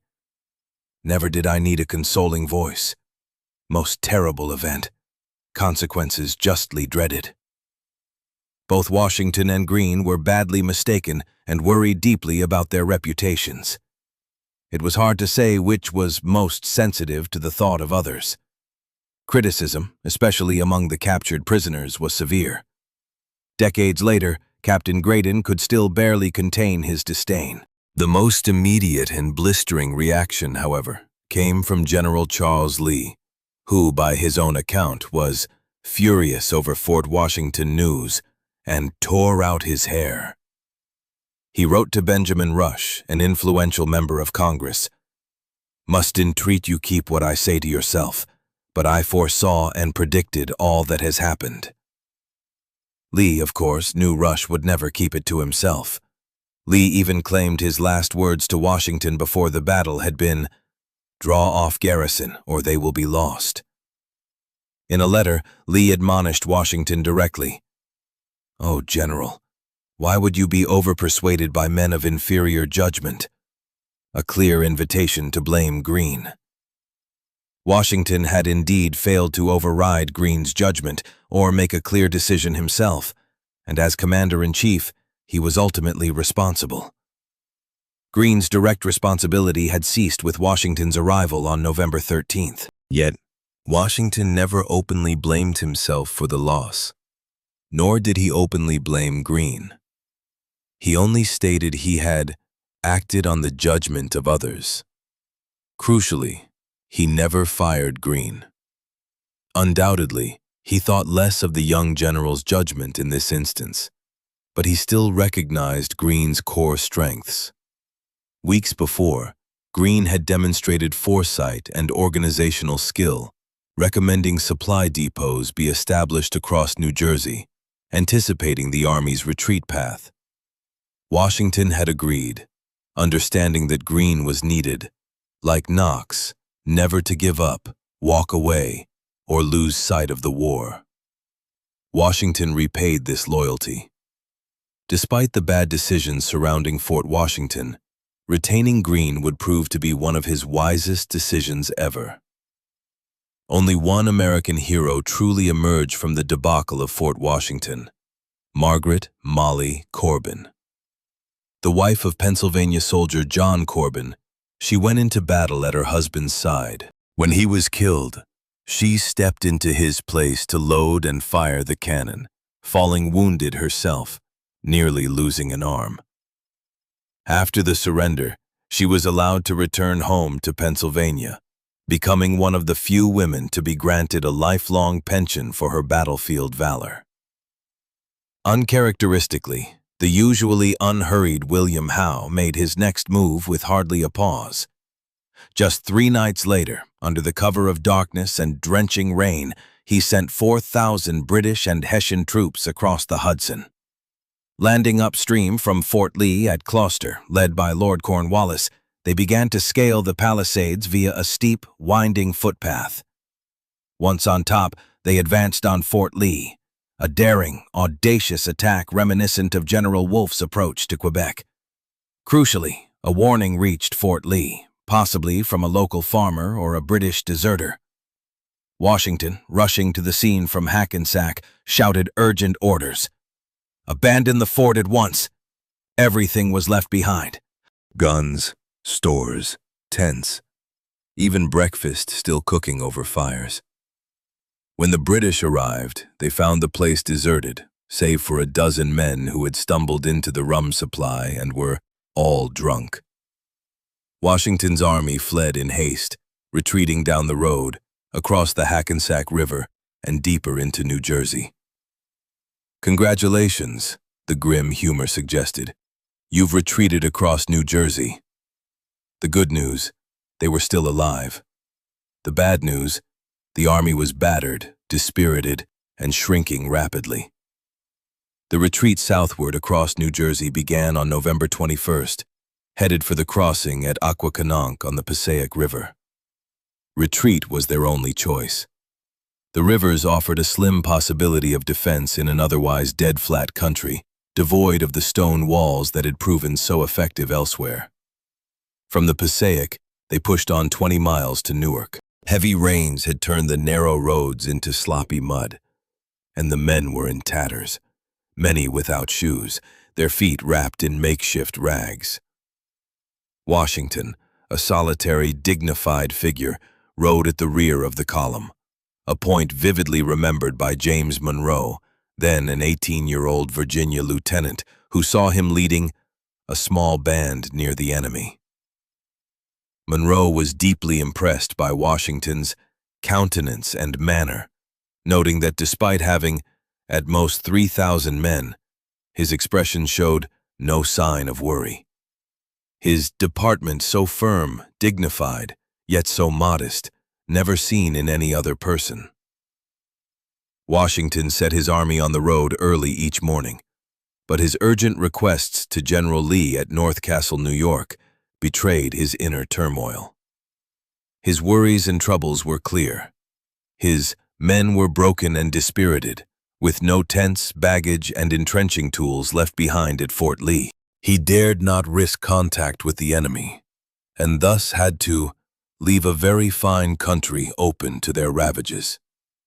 He urgently implored Lee to cross the Hudson with his brigades and join forces before too late. New Jersey was too rich a prize to give up without at least the appearance of a fight, and its fall would have a devastating effect on Pennsylvania. In less than 2 weeks, on December 1st, the enlistments of 2,000 troops would be up, and they would be free to go. The same nightmare prospect faced at Boston the year before, but now with even greater misery and moral suffering. There was a real chance the army would simply evaporate. Privately, Washington confided in Joseph Reed, discussing the possibility of retreating all the way to western Pennsylvania. Reed believed that if eastern Pennsylvania gave up, the rest of the state would surely follow. Washington, putting a hand to his throat, grimly remarked, "My neck does not feel as though it was made for a halter." He even spoke of retreating to the mountains, to Augusta County in western Virginia. If overpowered, must cross the Allegheny Mountains. The British, he knew, had little idea of the problem of America's vast size. It wasn't just a few American soldiers in 13 states. It was that plenty of states were reluctant to send troops, preferring to keep them home, especially when the war wasn't going well. Just in August, Washington had commanded 20,000 men. In 3 short months, he had lost 4 battles: Brooklyn, Kipps Bay, White Plains, Fort Washington, and given up Fort Lee, his army divided and shrinking. Young Monroe speculated there were only 3,500 under his personal command. Desperate for help, Washington dispatched Reed to Burlington, New Jersey, upstream from Philadelphia, to impress upon New Jersey Governor William Livingston the urgent need for reinforcements. The New Jersey militia, dishearteningly, were not turning out in numbers that could make a difference. General Thomas Mifflin was sent on a similar mission to Philadelphia, tasked with alerting Congress to the critical state of our affairs and rounding up Pennsylvania troops. These were 2 critical undertakings, and Washington's choice of Reed, his closest confidant, and Mifflin, an able Philadelphian who had shown valor at Brooklyn, was not lost on observers. Washington was sending his 2 best men. The first report from Mifflin, however, was bitterly disappointing. Pennsylvanians were divided and lethargic, slumbering under the shade of peace. From Reed, there was nothing. The army reached Newark on November 22nd, as heavy rain fell through the night and into the next day. "Sufferings endured are beyond description," wrote Samuel Webb, a recovered staff officer on Washington's staff. No tent, exposed, cold, rains, day and night. He added with a dark, bitter humor, "Impossible to describe conditions. No lads ever showed greater activity retreating than we have. Best fellows at business."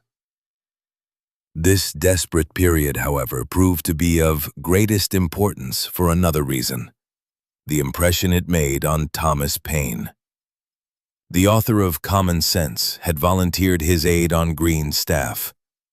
Greene, who loved literature and political philosophy, admired the brilliant Paine, a Quaker-raised pamphleteer whose widely read works had earned him the moniker Common Sense.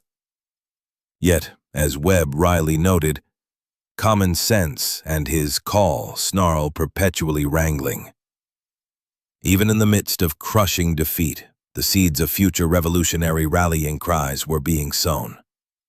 Amidst this external struggle for liberation, a more subtle but equally profound battle was unfolding within the revolutionary ranks. The nascent American identity, forged in the fires of defiance against British rule, was far from monolithic. Deep ideological and strategic fault lines began to emerge, reflecting the diverse aspirations and anxieties of a people attempting to define themselves. The shared purpose of independence masked a multitude of competing visions for the nation yet to be born, creating a complex tapestry of hopes, fears, and fundamental disagreements among the very individuals committed to the cause. On one side stood the fervent idealists, epitomized by figures like Thomas Jefferson. A product of the Enlightenment's intellectual ferment, Jefferson envisioned a radical new republic, rooted deeply in the principles of natural rights, popular sovereignty, and individual liberty. He championed a society of virtuous, independent yeoman farmers, suspicious of concentrated power, and governed by reason rather than tradition. For him, the revolution was not merely about severing ties with Britain, but about establishing a beacon of self-governance, where the pursuit of happiness was enshrined as an unalienable right, and governmental authority derived solely from the consent of the governed. His eyes were fixed on the philosophical horizon, crafting a blueprint for a nation that would embody the highest ideals of freedom. Conversely, a cadre of unflinching pragmatists, led by the steadfast George Washington, contended with the stark realities of war and governance. While equally committed to the ideals of liberty, Washington's immediate focus was survival. He recognized that a nation, however nobly conceived, first required a military capable of securing its independence and a functioning government stable enough to sustain the war effort. His priority was the cohesion and discipline of the Continental Army, the procurement of desperately needed supplies, and the delicate balance of political alliances crucial for victory. For Washington, the immediate task was not to perfect a theoretical republic, but to win the war and establish the foundational stability upon which any future experiment in self-governance could even begin to stand. The abstract ideals, however compelling, had to yield to the exigencies of the battlefield and the practicalities of statecraft. These contrasting philosophies, born from differing interpretations of the revolution's ultimate purpose, inevitably sparked intense and often heated deliberations. While these internal frictions never fully fractured the revolutionary resolve, the common enemy still loomed too large. They undeniably sowed the seeds for ferocious political debates that would define the fledgling nation's trajectory. Arguments over federal power versus states' rights, the structure of the national economy, the very nature of citizenship, and the role of popular participation resonated through makeshift congressional halls and military encampments. These weren't mere squabbles, but foundational contests over the soul of the independent republic, laying the groundwork for the future party systems and constitutional challenges that would emerge. Indeed, historians peering back through the annals of time would come to view this tumultuous period not as a weakness, but as a vital crucible in the forging of American democracy. In this fiery process, the intense heat of disagreement and the immense pressure of existential threat served to purify and strengthen the emerging political identity. The willingness to engage in arduous, even painful ideological struggle, to debate, compromise, and ultimately build consensus from discord, proved to be a cornerstone, rather than an impediment, to its development. It was within these very disagreements, often passionate and profound, that the resilient framework for a self-governing people, capable of continually re-evaluating and refining its own destiny, was painstakingly hammered into shape, proving that a nation's strength could be found not just in unity, but in its capacity to constructively navigate profound difference.